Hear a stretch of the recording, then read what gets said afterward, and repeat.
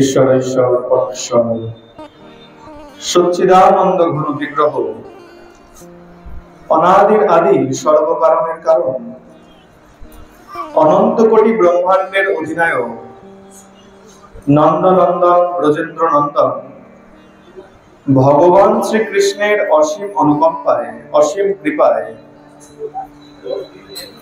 গৌরীপুর সার্বজনীন শ্রী শ্রী হরিসভা আয়োজিত 42তম বর্ষের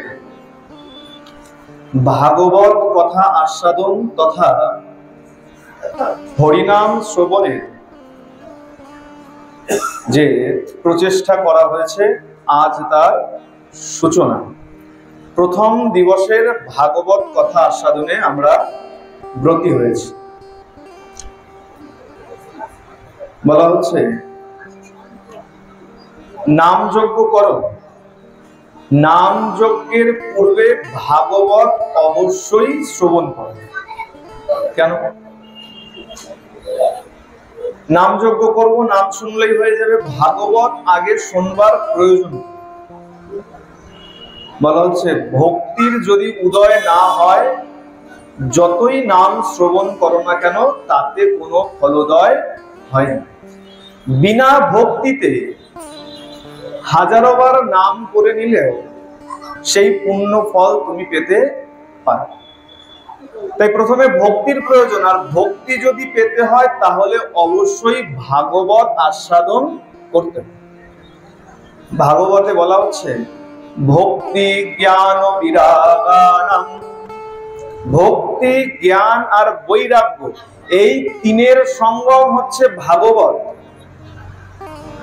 ভাগবত না শুনলে ভক্তির জাগরণ হয় না, ভাগবত না শুনলে জ্ঞানের উদয় হয় না। আচ্ছা, যতক্ষণ জ্ঞান না হবে, আচ্ছা এই প্রাকৃতিক জগতের জ্ঞান নয়, কোন জ্ঞান? অপ্রাকৃত জগতের জ্ঞান। ভগবান কে, ভগবান কি, ভগবান বস্তুত কি বস্তু, এটা জানতে হলে আগে ভাগবত শ্রবণ করতে হবে, তাহলে উপযুক্ত জ্ঞান আসবে। আর জ্ঞান আসলেই ভক্তির উদয় হবে, আর ভক্তি আসলেই মন থেকে বৈরাগ্যের সঞ্চার হবে। এই জগৎ আমার নয়, যাকে আমরা আমার আমার আমার আমার বলছি, আমার বলছি ঠিকই, একবার ভালো করে বিচার করুন। এই মুহূর্তে যদি আমি চোখ বন্ধ করি, আমার শেষ নিঃশ্বাস যদি বেরিয়ে যায়, পর মুহূর্ত থেকে এই শরীরটাও আমার নয়, তাহলে সেইখানে দাঁড়িয়ে আমার কি থাকলো? তাই বলা হচ্ছে ভাগবত আগে শ্রবণ কর। আর যেহেতু আজকে প্রথম দিবসের ভাগবত কথায় প্রবেশ করতে চলেছি, তো প্রথমে খুব সুন্দর এক কথা আছে। এই ভাগবত যে শুনছি, এটাও ভগবানের এক বিশেষ কৃপা। বলে ভগবানের কৃপা না হলে তুমি এখানে এসে ভাগবত শুনতে পারো। বলে দেখো, চোখ থাকলেই দেখা যায় না, হাত থাকলেই হাত দিয়ে কার্য করা যায় না, পা থাকলেই পা দিয়ে চলে ফিরে বেড়ানো যায় না, যদি না ভগবান চায়। বলে ভগবান না চাইলে কিছু হয় না। কিরকম? আমি চাইলাম, আমি ইচ্ছা করে এখানে এসে বসতে পারি। বলে না, ভগবান হলেন পরমাত্মা, ভগবান হলেন পরমাত্মা, বিশাল সমুদ্র মনে করুন, আর আমরা হলাম তার ক্ষুদ্র ছোট্ট অংশ, বিন্দু মাত্র। কিরকম? এই পরমাত্মারই ক্ষুদ্র অংশ আত্মা রূপে আমাদের মধ্যে বিরাজিত রয়েছে, যাকে আমরা আত্মা বলি। আত্মা যেটা বেরিয়ে গেলে আমাদের এই দেহটা অসার হয়ে যায়, সেই পরমাত্মার ক্ষুদ্র অংশ আত্মা রূপে তোমার মধ্যে বিরাজিত আছে বলেই তুমি নড়তে পারছো। আর যদি তা না বিশ্বাস হয়, হসপিটালে চলে যাও, আর যে ব্যক্তি কোমায় শুয়ে আছে একবার তাকে দেখে এসো। চোখ আছে, দেখতে পাচ্ছেন, হাত আছে, হাত দিয়ে কোনো কার্য করতে পারছেন, পা আছে, পা দিয়ে চলাফেরা করতে পারছেন। সুতরাং ভগবান চাইলেই তুমি নড়তে চড়তে পারো, ভগবান চাইলেই তুমি কথা শ্রবণ করতে। ভগবানেরই লীলায়, ভগবানেরই কারণে, ভগবানেরই ইচ্ছায় এই ভাগবত আমাদের কাছে এসছে। খুব মজার প্রসঙ্গ, খুব আনন্দের প্রসঙ্গ একটা। এক সময় নারদ, তিনি তো ত্রিলোক ঘুরে বেড়ান, যখন যেখানে ইচ্ছা তিনি যেতে পারেন, তার কোনো বাধা নাই। একদম সোজা কথা, আমাদের মনে করুন নারদকে মনে করুন ইন্টারন্যাশনাল পাসপোর্ট দিয়ে রেখেছে ভগবান। যখন যেখানে ইচ্ছা, বলে বৈকুণ্ঠে চায় বৈকুণ্ঠে চলে যাও, একদম ভগবানের কাছে চলে যাও। শিবলোকে চাও শিবলোকে চলে যাও, ইন্দ্রলোকে চাও ইন্দ্রলোকে চলে যাও, কোনো আটকানোর কোনো বিষয় নেই। নারদের আজকে কি মনে হয়েছে, ঘুরতে ঘুরতে এই দেবর্ষিপাদ আজকে শিবলোকে গিয়ে উপস্থিত হয়েছে। এই নারদ ভ্রমণ করতে করতে, নারায়ণ নারায়ণ করতে করতে আজকে একদম শিবলোকে গিয়ে উপস্থিত। কিন্তু ভোলানাথ তিনি এক মুহূর্ত কাল কিন্তু ব্যর্থ নষ্ট করেন না। কি করেন? আমাদের পদকর্তা পদে বলছে না, পঞ্চমুখে রাম নাম গান ত্রিপুরারি। ভোলানাথের আরেক নাম ত্রিপুরারি, ত্রিপুর যোগ অরি, অরি মানে শত্রু। যিনি ত্রিপুরাসুরকে বধ করেছিলেন, নিধন করেছিলেন, তার নাম ত্রিপুরারি। এই মহাদেব 5 মুখ পেয়েছে, 5 মুখে অবিরত রাম নাম করে চলেছেন। আজকে ভোলানাথ গেছেন আর নারদ গেছেন, নারদ গিয়ে দেখছেন বাবা ধ্যানে বসেছেন, তপস্যায় বসেছেন, তপস্যা করছেন, ভগবানের তপস্যায় বিলীন হয়ে রয়েছেন। তা নারদ চিন্তা করছে, বাবা যখন, ভোলানাথ যখন এই সাধনায় বসে আছে, এই সাধনায় ব্যাঘাত ঘটানো উচিত নয়। আচ্ছা ভালো কথা, লীলা যখনই শুনবেন, কেবল লীলা শুনে আনন্দ পেয়ে বাড়ি চলে গেলে চলবে না। লীলার ভেতর থেকে ভগবান আমাদের কি শিক্ষা দিচ্ছে, এই সাধু সঙ্গ হলো শিক্ষার জায়গা। স্কুলে বাচ্চাদের কেন যা পাঠানো হয়? কিছু শিখে আসবে। আমরা সাধু সঙ্গে কেন আসি? কিছু শিখবো বলে। কেবলমাত্র লীলা শুনলাম, আনন্দ করলাম আর হরি হরি বললাম, বাড়ি চলে গেলাম প্রসাদ নিয়ে, তাতে কোনো কাজ হবে না। ভগবান কি শিক্ষা দিচ্ছেন, সেই শিক্ষা আমাদেরকে গ্রহণ করতে হবে। নারদ কি দেখলেন? ভোলানাথ ধ্যানস্থ, তপস্যায় বসেছেন, নারদ ডাকলেন না। এর অর্থ কি? কোনো ব্যক্তি যদি সেবা করছে, পূজা করছে, তপস্যা করছে, নাম জপ করছে, সন্ধ্যা আহ্নিক বন্দনা করছে, সেই মুহূর্তে সেই ব্যক্তিকে কোন রকম ডাকা ডাকি করে ব্যাঘাত ঘটানো উচিত নয়। যখন সন্ধ্যা বন্দনা করছে কাউকে ডাকতে না, যত বড়ই কাজ থাক না কেন, সন্ধ্যা বন্দনা না হওয়া পর্যন্ত সেখানে অপেক্ষা করা উচিত। যে সেবা করছে ভগবানের, মনে করুন ভোগ লাগাচ্ছে, ভোগ নিবেদন করছে, সেই সময় তাকে ব্যাঘাত ঘটাতে নাই। ভগবানের ভোগ নিবেদন হয়ে গেল, তৎপশ্চাৎ গিয়ে তোমার যা কার্য আছে সেই কার্যের কথা বলা উচিত। এই দেবর্ষিপাদ চিন্তা করছেন, যা ধ্যানস্থ যখন আছেন, দেবর্ষিপাদ তোমার এক জায়গায় বেশিক্ষণ দাঁড়াতে পারেন না। এক অভিশাপ আছে, 2 দণ্ডকাল পর্যন্ত তুমি এক জায়গায় স্থির হতে পারবেন। এখন চিন্তা করছে, যাক পরে এক সময় এসে সাক্ষাৎ করে যাবে। দর্শন তো হলো, বৈষ্ণবের দর্শনেই মঙ্গল, ভোলানাথের দর্শন হয়েছে, এটাই মঙ্গল। যাক, তিনি যখন চলে যাচ্ছেন, দেবর্ষিপাদ যখন চলে যাচ্ছেন, এই যাওয়ার সময় মা পার্বতীর সঙ্গে দেখা হয়ে গেছে। মা পার্বতীর সঙ্গে যখনই দেখা হয়েছে, মা পার্বতী দেবর্ষিপাদকে দেখেই বলছে, সে কি দেবর্ষি কখন আসলেন? কি সৌভাগ্য আমার, এই কৈলাসে বৈষ্ণবের চরণধুলি পড়েছে। কোটি জন্মের সুকৃতির পর সাধু গুরু বৈষ্ণব বাড়িতে আসে, তার চরণধুলা বাড়িতে পড়ে। এমনি এমনি সাধু গুরু বৈষ্ণব বাড়িতে আসেন না। যদি সাধু গুরু বৈষ্ণব বাড়িতে এসছেন, জেনে নেবেন আপনার অনেক জীবনের সুকৃতি আছে, তৎপশ্চাৎ গিয়ে সাধু গুরু বৈষ্ণব বাড়িতে এসছে। মা পার্বতী, আচ্ছা যে সে ব্যক্তি নয়, আমাদের পরাম্বা সর্বশক্তি মাতা, মাতা পার্বতী দেবর্ষিপাদকে দেখে বলছে, দেবর্ষিপাদ আমার কত বড় সৌভাগ্য যে আপনার চরণধুলি কৈলাসে পড়েছে। তা আচ্ছা বেশ, এই আপনি এসছেন, আপনার আসার কারণ কি? দেবর্ষিবাদ বলছে, দেখো মা, এই এসছিলাম একটু বাবার সঙ্গে দেখা করতে, ভোলানাথের সঙ্গে সাক্ষাৎ করতে। তা দেখা যখন হলো না, আর কি করবো, তাই ফিরে যাচ্ছি, পরে কখন কোনো সময় আসবো, দর্শন করে যাব। কিন্তু দেখো আমার কত সৌভাগ্য, তোমার সঙ্গে সাক্ষাৎ হয়ে গেল, আমার প্রণাম নিও। দেবর্ষিবাদ মাকে প্রণাম করেছে, আর মাও দেবর্ষিবাদকে প্রণাম করেছে, একে অপরকে প্রণাম নিবেদন করেছে। আচ্ছা, প্রণাম করার কিছু বিধান আছে। আমরা তো যাকে দেখি তাকে প্রণাম করে দেই, তাই তো? প্রথম কথা হচ্ছে, কাউকে ছুঁয়ে প্রণাম করতে নাই, আজ্ঞা না নিয়ে ছুঁয়ে প্রণাম করতে নেই। যাকেই করুন, যাকেই প্রণাম করুন, আজ্ঞা না নিয়ে কাউকে ছুঁয়ে প্রণাম করতে নাই, শাস্ত্রের কথা। যাকেই দেখলাম ছুঁয়ে প্রণাম করলাম না, এটা উচিত নয়। আর একজনকে প্রণাম করে, মনে করুন ছুঁয়ে প্রণাম করলেন, যাকেই প্রণাম করুন, ছুঁয়ে প্রণাম করলেন, চরণ ছুঁয়ে প্রণাম করলেন, তারপরে হাত না ধুয়ে দ্বিতীয় কাহারও চরণে হাত দিতেন, এতে অপরাধ হয়ে যায়। একের চরণে হাত দিয়ে প্রণাম করলাম, আবার সেই হাতেই অপরকে প্রণাম করে দিলাম, তাতে অপরাধ হয়ে যায়। তাই প্রথম নিয়ম হচ্ছে, কাউকে ছুঁয়ে প্রণাম করতে নাই, দূর থেকে প্রণাম করো, আজ্ঞা না নিয়ে প্রণাম করবেন।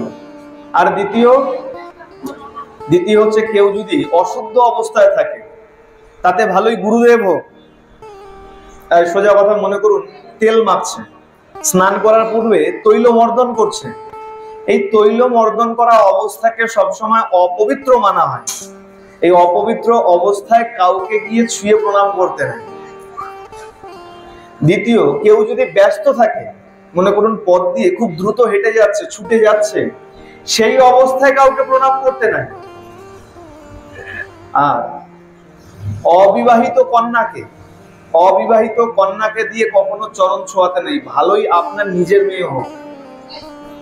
আপনি মনে করতে পারেন আমার মেয়ে, আমাকে প্রণাম করতে পারে না, অবিবাহিত কন্যাকে দিয়ে কদাপি কখনো কাহারও চরণ স্পর্শ করাতে নাই, ভালোই আপনার নিজের মেয়ে হোক। অবিবাহিত কন্যাকে সবসময় আমাদের শক্তি স্বরূপা মা দুর্গার এক রূপ বলে মনে করা হয়। এ কারণে দেখবেন দুর্গাপূজায় অষ্টমীর দিন কুমারী পূজা করা হয়। আচ্ছা, কুমারী পূজা কাকে দিয়ে করা হয়? বিবাহিত মেয়েদেরকে দিয়ে? অবিবাহিত মেয়েদের। সুতরাং অবিবাহিত মেয়ে ভালোই আপনার নিজের কন্যা হোক, অবিবাহিত মেয়েকে দিয়ে কখনো চরণ ছোঁয়ানো উচিত নয়। এরকম আদি আদি বিভিন্ন নিয়ম আছে। এক হাতে কখনো প্রণাম করতে নাই।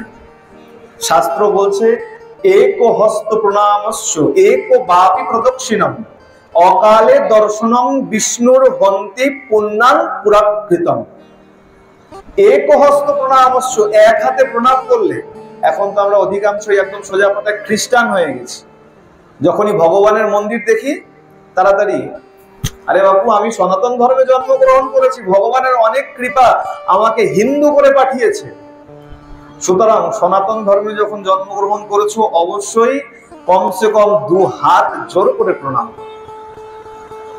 যদি পঞ্চাঙ্গ প্রণাম নিচু হয়ে প্রণাম করতে না পারো, কমসে কম হাত জোর করে প্রণাম করো। এক হাতে কদাপি প্রণাম করা উচিত। এখন অনেকের বাহানা থাকে, আমাদের তো এই 2 হাত জানা কাজ করে, অজুহাত তার থেকে বেশি কাজ করে, তাই না? অনেকে প্রশ্ন করে, বাবা যদি হাতে ব্যাগ থাকে, প্রথম অজুহাত। আচ্ছা, ভালো কথা, যদি এক হাত আটকা থাকে তখন কি করবে? প্রণাম করবে না? অবশ্যই প্রণাম করবে। কি করে প্রণাম করবে? বলে, মাথাটা নিচু করো আর নয়নটাকে মুদে চোখ বন্ধ করে মাথা নিচু করে মনে মনে তার চরণে প্রণাম নিবেদন করো। এর থেকে বড় প্রণাম আর কিছু হয়। হাত আটকা আছে, ভালো থাক, কিন্তু চক্ষু মুদে মাথা নিচু করে মনে মনে প্রণাম নিবেদন করাকেও সর্বোত্তম প্রণাম বলে স্বীকার করা হয়েছে। আর সাষ্টাঙ্গ প্রণাম, একদম লুটিয়ে পড়ে প্রণাম, এটা মায়েদের জন্য নিষিদ্ধ। মায়েরা কখনো লুটিয়ে পড়ে সাষ্টাঙ্গ প্রণাম করতে পারে, একমাত্র বাবাদের জন্য বিহিত। বাবারা একমাত্র সাষ্টাঙ্গ প্রণাম লুটিয়ে করতে পারে, কিন্তু তাতেও বিধিনিষেধ আছে। ঊর্ধ্ব অঙ্গে বসন থাকলে পরে আচ্ছা, কেউ এই নিয়ে বিতর্ক করবেন না, কারণ অনেকেই প্রশ্ন করে, বাবা অনেক বড় বড় মহারাজকে দেখেছি ঊর্ধ্ব অঙ্গে বসন আছে, সাষ্টাঙ্গ প্রণাম করছে। আমি যে কথা বলছি সেটা শাস্ত্রের কথা, বাকি কে কি করবে এটা তার ব্যক্তিগত নিজ নিজ বিচার। আমি এখানে অনেক তথ্যের অনেক রকমের সিদ্ধান্ত দেব, কিন্তু আপনি কোনটা মানবেন কোনটা মানবেন না এটা সম্পূর্ণ আপনার ব্যক্তিগত।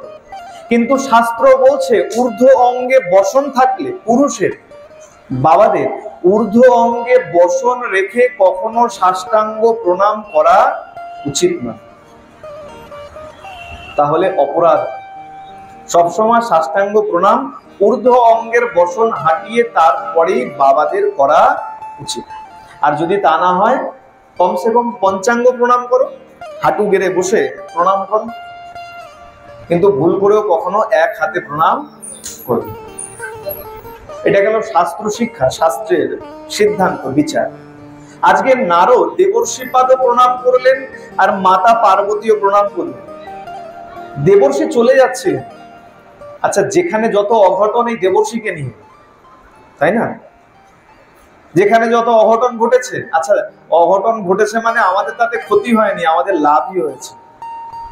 আজকে দেবর্ষিপাদের মনে কি এমন হঠাৎ হলো, ফিরে যাচ্ছিল আবার ঘুরে এসছে, বলে মা অনেকদিন থেকে চিন্তা করছি, তোমাকে কিছু প্রশ্ন করব, একটু মন দিয়ে শুনবেন, খুব সুন্দর প্রসঙ্গ। মাকে বলছে বলো। দেবর্ষিপাদ কি বলবে বলো? বলে মা অনেকদিন থেকে চিন্তা করছি, তোমাকে একা পাই না, যখনই আসি তোমার সঙ্গে কেউ না কেউ থাকে, তোমার সহচরী কোনো ভক্ত, আর এমন প্রশ্ন যা সবার সামনে করতে পারি না। তা আজকে যখন ফাঁকা পেয়েছি, মনের আশ যে প্রশ্নটা করেই দে। বলে বেশ, নারদ বলো কি প্রশ্ন তোমার মনে? বলে আচ্ছা মা, এই বাবা তোমাকে ভালোবাসে তো? তাকে জিজ্ঞাসা করছে। মহাদেবের পত্নী মা পার্বতীকে, জগৎ জননী মা পার্বতী, মা পার্বতীকে দেবর্ষি নারদ প্রশ্ন করছে, আচ্ছা মা বাবা তোমাকে ভালোবাসে তো? বলে নারদ এ কি প্রশ্ন করছো, তোমার বাবা আমার থেকে বেশি আর কাউকে ভালোবাসে। বলে আচ্ছা বেশ, তাই যদি হবে মা, প্রশ্ন তো আছে কিন্তু শঙ্কা লাগছে মনে করো, প্রশ্ন করতে ভীষণ শঙ্কা লাগছে। তুমি আবার কি মনে করো? না না না, কিচ্ছু মনে করবো না, তুমি প্রশ্ন করো। আচ্ছা মা, তোমাকেই যদি বাবা এত ভালোবাসবে, তাহলে বাবা এই গলায় এত মুন্ডমালা ঝুলিয়ে কার বসে আছে? এই মুন্ডগুলো কার? নিশ্চয়ই এমন কেউ আছে বাবা যাদেরকে তোমার থেকেও বেশি ভালোবাসে, আর ভালোবাসার কারণে তাদের ওই মুন্ডগুলোকে নিজে মালা করে গলায় ঝুলিয়ে রেখেছে। মা বলছে সত্যি তো নারদ, আগে তো কখনো বিচার করিনি।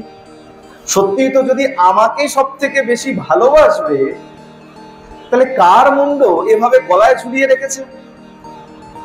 বলে দেখো মা, আরেকটা প্রশ্ন আছে। বলে নারদ বলো। বলে আচ্ছা, এই ত্রিলোক দেবতা আদি সমস্ত গন্ধর্ব যক্ষ রাক্ষস সবাই মহাদেবের তপস্যা করে, সবাই দেবাদিদেব মহাদেবের তপস্যা করে, ব্রহ্মা বিষ্ণু আদি সবাই মহাদেবের ভজনা করে। মহাদেবেরই যদি সবাই ভজনা করবে, এই মহাদেব সারাদিন চোখ বুজে কার তপস্যা করে? বলে নারদ এটাও তো আমার জানা নাই, এই প্রশ্নের উত্তর তো আমার জানা নাই।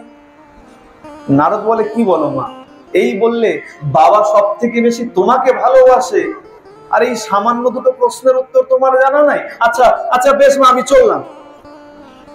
বলে নারদ হন্তদন্ত হয়ে চলে গেছে। এদিকে কি হলো, মায়ের মনে আজকে ঝড় উঠে গেছে। কিসের ঝড়? মহাদেবের গলায় মুন্ডমালা কার দোলে, আর মহাদেব সারাদিন চক্ষু মুদে চোখ বন্ধ করে কার তপস্যা করে। সত্যই তো, এতদিনেও তো আমি এই প্রশ্নের উত্তর জানি নাই। দেখুন নারদ কেমন চতুর, প্রশ্ন করলেন, মায়ের মধ্যে শঙ্কার জাগরণ করলেন, আর মা আজকে অস্থির হয়ে পড়লেন যে সত্যই তো, কাকে ভালোবাসে, কার মুন্ড এগুলো জানতেই হবে। মা আজকে ছুটেছে ভোলানাথের কাছে, কিন্তু ভোলানাথ কোথায়? ভোলানাথ তো ধ্যানে বসে রয়েছে। মা ছুটতে ছুটতে গিয়ে চরণে লুটিয়ে পড়েছে। কেন? আর স্থির থাকতে পারছেন না। আচ্ছা, কোন নারীকে, কোন পত্নীকে যদি গিয়ে বলা হয় যে আপনার স্বামী মনে হয় অন্য স্ত্রীর প্রতি আসক্ত আছে, আচ্ছা ভালোই আসক্ত না থাক, আপনি যদি গিয়ে একবার প্রশ্ন করে দেন যে মনে হয় আপনার স্বামী পর নারীর প্রতি আসক্ত আছে, যতক্ষণ না এর রহস্য বের করছে ওই পত্নী কিন্তু স্থির বসবে না। আজকে মায়ের মধ্যেও ঝড় উঠে গেছে। আমাকে জানতেই হবে এই মুন্ডগুলো কার, আর সারাদিন বসে বসে কার তপস্যা করে। মা ছুটতে ছুটতে এসে মহাদেবের চরণে লুটিয়ে পড়েছেন। আর যখনই লুটিয়ে পড়েছেন, ওই মায়ের আগমন বুঝতে পেরে বাবার ধ্যান ভঙ্গ হয়ে গেছে। মহাদেব চোখ খুলে তাকিয়ে মাকে জিজ্ঞাসা করছে, পার্বতীকে জিজ্ঞাসা করছে, পার্বতী কি ব্যাপার, এত হন্তদন্ত হয়ে এইভাবে ছুটতে ছুটতে এসে এইভাবে লুটিয়ে পড়লে কি ব্যাপার? ওঠো ওঠো, বসো বসো, এত অস্থির দেখাচ্ছে কেন তোমাকে? আর প্রভু দুটো প্রশ্ন আছে। বলে আচ্ছা বেশ ভালো কথা, প্রশ্ন আছে, আমার ধ্যান সমাপ্ত হতো, তারপরে প্রশ্ন করতে আমি কোথায় চলে যাচ্ছি? আমি তো এখানেই আছি, তুমি তো সবসময় আমার সঙ্গেই আছো। ধ্যান সমাপ্ত হতো না প্রভু, বিলম্ব করতে পারছি না, আমি আমার আর তর সইছে না। বলে আচ্ছা বেশ, বলো কি প্রশ্ন? তখন বলছেন, এই যে আপনার গলায় যে মুন্ড মালাগুলো ঝুলছে, এই মুন্ড মালাগুলো কার? বলে পার্বতী এই এতদিন হয়ে গেল, আজকে হঠাৎ করে এই প্রশ্ন কেন জিজ্ঞাসা করছো? কি ব্যাপার? বলছে প্রভু এই এক প্রশ্ন, প্রথম প্রশ্ন, আর দ্বিতীয় আরেকটা প্রশ্ন আছে। কি? তমেব পূজ্যসে লোকৈঃ ব্রহ্মা বিষ্ণু সুরাদিভি নিত্যং পরশি দেবেশ কস্য স্তোত্র মহেশ্বরম। বলছে ব্রহ্মা বিষ্ণু সবাই তোমার ভজনা করে, আর তুমি সারাদিন চোখ বন্ধ করে কার ভজনা করো? মহাদেব চিন্তায় পড়ে গেছে। পার্বতী এতদিন হয়ে গেল আমার সঙ্গে সংসার করছে, এতদিন প্রশ্ন করেনি, আজকে হঠাৎ এই মুন্ডমালা, আমার গলার মুন্ডমালা নিয়ে তার এত চিন্তা কেন হলো? আর আমি কার ধ্যান করি সেই বিষয়ে বা কেন এত চিন্তা জাগলো? বাবার মনেও প্রশ্ন এসছে। বাবা বলছে আচ্ছা পার্বতী একটা কথা বলো তো, আজকে কি কৈলাসে কেউ এসেছিল? এতদিন তো তুমি প্রশ্ন করোনি, আর আমি যতদূর বুঝতে পারছি এই প্রশ্ন তোমার নয়, তোমাকে কেউ কান ভাঙিয়েছে, তাই না? দেখবেন সংসার ভালোই চলছে, স্বামী স্ত্রী ভালোই সংসার করছে, হঠাৎ করে দেখা যায় সংসারের মধ্যে ভেদ এসে গেছে, তার মানে কি কেউ না কেউ কান ভাঙিয়েছে। এতদিন হয়ে গেল তুমি প্রশ্ন করো নাই, আজকে তোমার এই চিন্তা কেন আসলো? আমার গলায় মুন্ডমালা কেন, আর আমি চোখ বন্ধ করে কার ধ্যান করি? আচ্ছা একটা কথা বলো আগে, আজকে কি কৈলাসে কেউ এসেছিল? মা বলে হ্যাঁ, ওই সকালবেলা নারদ এসেছিল। যেমনি মাত্র বলেছে সকালবেলা নারদ এসেছিল, ভোলানাথ বুঝতে পেরে গেছে যে আগুন লাগানোর ওই নারদ বেটাই আগুন লাগিয়ে দিয়ে চলে গেছে। বলে আচ্ছা আচ্ছা বুঝতে পেরেছি, তোমার ভেতরে যে আগুন জ্বলছে সেটা তোমার আগুন নয়, ওই নারদ বেটা এসে আগুন লাগিয়ে দিয়ে গেছে। আচ্ছা শোনো, এই প্রশ্নের উত্তর শুনে তুমি কি করবে? তুমি কি করবে? যার আছে মুন্ডমালা আছে, এই নিয়ে প্রশ্ন করার কি আছে? আর এই সাধনার কথা শোনো, সাধনার কথা সবাইকে বলতেন, অপরাধ নেবেন না। আমাদের শাস্ত্রে রয়েছে সংখ্যাবদ্ধ জপ, যেটা সংখ্যাবদ্ধ মানে গুরুদেবকে যে কথা আমি দিয়েছি যে আমি নিত্য 4 মালা হোক, 8 মালা হোক, 12 মালা হোক, 16 মালা হোক, এই সংখ্যা মালা জপ করব, সেই সংখ্যা মালা সবসময় গোপনে যোগ করা উচিত। এখন যদি আমাকে প্রশ্ন করেন বাবা এই কথা তুমি কোথা থেকে পেয়েছো, সোজা সরল কথা, বাড়িতে যাবেন, হরিভক্তি বিলাস খুলবেন, 16 থেকে 19তম বিলাস একটু খুলে দেখে নেবেন ওইখানে কি সিদ্ধান্ত দেওয়া আছে। জপমালায় জপ, সংখ্যাবদ্ধ জপ, কেউ ভুলভাবে নেবেন না। আমি কাউকে বলছি না যে আপনারা সবসময় জপ করুন, না, এটা ভালো অভ্যাস। হাতে জপের থলি রেখে সবসময় জপ করুন, এটা ভালো অভ্যাস। অভ্যাস হয়ে যায় এতে, যে সবসময় মুখের মধ্যে মনের মধ্যে নাম চলে, এটা অভ্যাস হয়ে যায়। কিন্তু গুরুদেবকে যে কথা দিয়েছেন যে আমি নিত্য 4 মালা জপ করব, নিত্য 8 মালা জপ করব, নিত্য 16 মালা জপ করব, সেই সংখ্যা অবশ্যই গোপনে বসে বসে হাঁটতে হাঁটতে নয়। সংখ্যাবদ্ধ জপ কদাপি কখনো হরিভক্তি বিলাস বলছে হাঁটিতে হাঁটিতে জপ করা যাবে না, কথা বলতে বলতে জপ করা যাবে না। ভালো করে শুনবেন, সংখ্যাবদ্ধ জপ, যেটা সংখ্যা রেখে রেখে গুরুদেবকে বাক্য দেওয়া হয়েছে করব, সেই জপ হাঁটতে হাঁটতে করা যাবে না, কথা বলতে বলতে জপ করা যাবে না। আমি বলছি না হরিভক্তি বিলাস 16 থেকে 19তম বিলাস, সেখানে পরিষ্কার করে বলা হচ্ছে হরিনাম করতে করতে যদি অন্য কথা বলে ফেলেছ, আমাদের তো অভ্যাস আছে না, নাম করতে করতে হরে কৃষ্ণ জয় নিতাই কেমন আছে, কৃষ্ণ কৃষ্ণ হরে হরে, না, এই মন্ত্র কোথাও লেখা নাই যে হরে কৃষ্ণ জয় নিতাই কেমন আছেন, কৃষ্ণ কৃষ্ণ হরে হরে। এতে অপরাধ হয়। তাহলে কি করতে হয়? প্রণব শব্দ উচ্চারণ করে প্রায়শ্চিত্ত করে তৎপশ্চাৎ গিয়ে পুনরায় জপ আরম্ভ করতে হয়। এটা হরিভক্তি বিলাসের বিধান। হরিভক্তি বিলাসের কথা কেন বারবার বলছি? আমাদের বৈষ্ণব সমাজ, যারা বৈষ্ণব পথে আছেন, একটাই শাস্ত্রকে মানেন সব থেকে বেশি, সেটাও হরিভক্তি বিলাস। তা বাবা বলছে দেখো, এই মুন্ডমালার কথা তো ছেড়ে দাও, কি করবে? শুনলে তুমি দুঃখ পাবে, কষ্ট পাবে। কার মুন্ড তুমি যদি শোনো তোমার কষ্ট লাগবে, এটা ছেড়ে দাও। আর দ্বিতীয় থেকে গেল আমার ভজন। শোনো, ভজনের কথা কাউকে বলতে নাই। ভজন আমি কত মালা জপ করি, আমি কতবার সন্ধ্যা বন্দনা করি, কত সংখ্যা করি, এটা কাউকে বলতে নাই। ভালোই আমি 4 মালা করি, ভালোই আমি 16 মালা করি। আর অপরাধ নেবেন না, এখানে মায়েরা অনেক বসে আছেন। ভোলানাথ বলছে যে দেখো, নারীদের মধ্যে কোনো কথা আটকে থাকে না, তাই তো মায়েরা বলে প্রচার যদি কোনো কিছু করতে হয়, অ্যাডভার্টাইজ করলে, অ্যাডভার্টাইজমেন্ট দিলে জানা প্রচার হয়। আপনার যদি সহজে প্রচার করতে হয় কোনো একটা সব কথা কোনো এক মায়ের মুখে দিয়ে দাও যে জানেন এই অমুক পাড়ার অমুক বাড়ির মেয়েটা অমুক ছেলের সাথে পালিয়ে গেছে, বাবাদের বলতে হবে, কোনো এক মাকে বলে দাও, সন্ধ্যা পর্যন্ত দেখবে 3টে গ্রাম জেনে গেছে যে অমুক পাড়ার মেয়েটা অমুক পাড়ার ছেলের সাথে পালিয়ে গেছে। মেয়েদের মধ্যে, নারীর মধ্যে, মায়েদের মধ্যে কোনো কথা গোপন থাকে না। আমি বললাম না, ভোলানাথ বলছে, কি বলছে?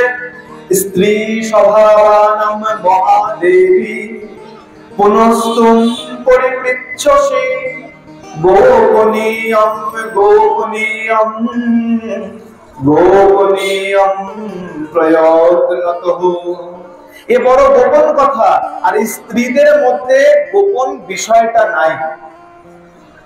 আমি তোমাকে বলি কি করে পারবো? বলে ও প্রভু, আজকে আপনার আলাদা আর আমার আলাদা হয়ে গেলাম। এতদিন তো বেশ শুনেছিলাম অর্ধ নারীশ্বর, আমি আপনি নাকি এক, অর্ধ অর্ধ। এই নাকি আপনি আমাকে ভালোবাসেন, আমার থেকে আর বেশি কাউকে ভালোবাসেন না। আর আজকে যেই মাত্র মুন্ডমালার প্রসঙ্গ আসলো, আর যেই মাত্র আপনার ইষ্টদেবের প্রসঙ্গ আসলো, অমনি কিনা আপনার আপনার আমার আমার শুরু হয়ে গেল। সংসার তো আপনার আর আমার দুজনের, আর আমি হলাম আপনার অর্ধাঙ্গিনী, সহধর্মিনী। আমাকে বলতে কি দোষ? মা কি করলেন?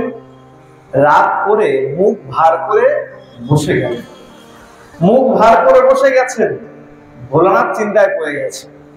যে বিষয় এতদিন পর্যন্ত গোপন ছিল, মনে হচ্ছে পার্বতী এইবার না জেনে ছাড়বেন। আর নারদেরও কোনো কাজ নাই। সকাল সকাল এসছে আমার সংসারে আগুন লাগানোর জন্য, আর বেটা এসে আমার সংসারে আগুন লাগিয়ে দিয়ে চলে গেছে। মা জেদ ধরে বসে গেছে। যতক্ষণ না শুনছি ততক্ষণ ছাড় নাই। মুখ ভার করে বসে গেছে। বলে আচ্ছা বেশ, বলবো বলবো বলবো করতে করতে বেশ কয়েক বছর কাটিয়ে দিয়েছে, তাতেও মা কিন্তু জেদ ছাড়ে নাই। বলতে আমাকে হবেই, আমি শুনে তারপরে ছাড়বো। বলে বৃথাই তুমি কষ্ট পাবে শুনলে পরে। বলে কেন কষ্ট পাবো, আমাকে বলুন এই মুন্ডমালা কার? কার এই মুন্ড? কাকে আপনি এত বেশি ভালোবাসেন যে আমি থাকা সত্ত্বেও তার মুন্ড গলায় পড়েছেন? ভোলানাথ বলছে বেশ শোনো তাহলে। বলে এই মুন্ডমালা কার জানো? বলে কার মুন্ডমালা? বলে এগুলো অন্য কারো মালা মুন্ড নয়, এগুলো সব তোমার মুন্ডের মালা। আমার মুন্ডের মালা? বলে হ্যাঁ, তুমি যতবার যতবার জন্মেছো, জীবন ধারণ করেছো, দেহ নিয়েছো, আর যতবার যতবার তুমি দেহ ত্যাগ করেছো, তোমাকে আমি এত ভালোবাসি যার জন্য তোমার মুন্ডগুলোকে মালার আকারে আমি সব গলায় ঝুলিয়ে রেখেছি। এগুলো অন্য কারো মুন্ডের মালা নয়, এগুলো সব তোমারই মুন্ডের মালা। অযথা মনের মধ্যে সংশয় রেখো না। মা বলছে বেশ, আমি মানলাম আমারই মুন্ডের মালা। আমি বারবার মরেছি, বারবার জীবন নিয়েছি, আর আপনি অমর হয়ে আছেন কিভাবে? আমি বারবার এসছি আর বারবার গেছি, বারবার মরেছি, তাই না আপনি মুন্ড পেয়েছেন, মুন্ডের মালা করেছেন, এত এত মুন্ডের মালা। আপনি অমর থাকলেন কি করে? বলে ও পার্বতী, ওটা অন্য বিষয়, ওই বিষয় ছেড়ে দাও। না প্রভু, বলেছেন যখন সম্পূর্ণ বলবেন, জেনেছি যখন আমি সম্পূর্ণ জেনে তারপরে ছাড়ব। বলে বেশ ভালো কথা, শোনো, এই আমার মধ্যে ভগবানের অমর কথারূপ যে কথা রয়েছে, ভগবানের যে কথা রয়েছে, সেই অমর কথা পান করে, সেই রসসুধা পান করে আমি অমর হয়ে গেছি। অমর কথা শ্রবণ করেছি ভগবানের, আর সেই অমর কথা শ্রবণ করে আমি অমর হয়ে গেছি, অমর রসসুধা পান করেছি। বলে বাহ, খুব ভালো কথা। হ্যাঁ, আমি কিনা আপনার সহধর্মিনী, অর্ধাঙ্গিনী, অর্ধ নারীশ্বর পর্যন্ত আপনি, আর আপনি একা একা ওই অমৃত কথা পান করলেন, আর আমাকে পান করালেন না। আমিও যদি পান করতাম, আমিও অমর হয়ে যেতাম, আপনার সঙ্গে সঙ্গে থাকতাম, তাহলে আর আলাদা করে মুন্ডের মালা আপনাকে গলায় পড়তে হতো না। তা আমিও সেই অমর কথা পান করতে চাই। আর এই যে সারাদিন বসে বসে ধ্যান করেন, কার ধ্যান করেন? কে আপনার ইষ্ট দেব? বলে শোনো পার্বতী, এই ইষ্ট দেবের কথা বলতে নাই। কার ভজন করি, কার পূজন করি, কার জপ করি, এই কথা সবাইকে বলতে নাই। বলে প্রভু, এই সবাই আর আমি এক হয়ে গেলাম? পাড়া প্রতিবেশী, আত্মীয় স্বজন আর আপনার সহধর্মিনী এক হয়ে গেল? যখন গো ধরেছে, জেদ ধরেছে, ভোলানাথ বলছে শোনো বেশ, এই আমার কর্তাকে জানো, আমার প্রভুকে জানো? কি বলছেন? শ্রী গোপাল মোহি পালব সর্ববেদাঙ্গ পারব ধরণী পালব ধন্য পুণ্ডরীক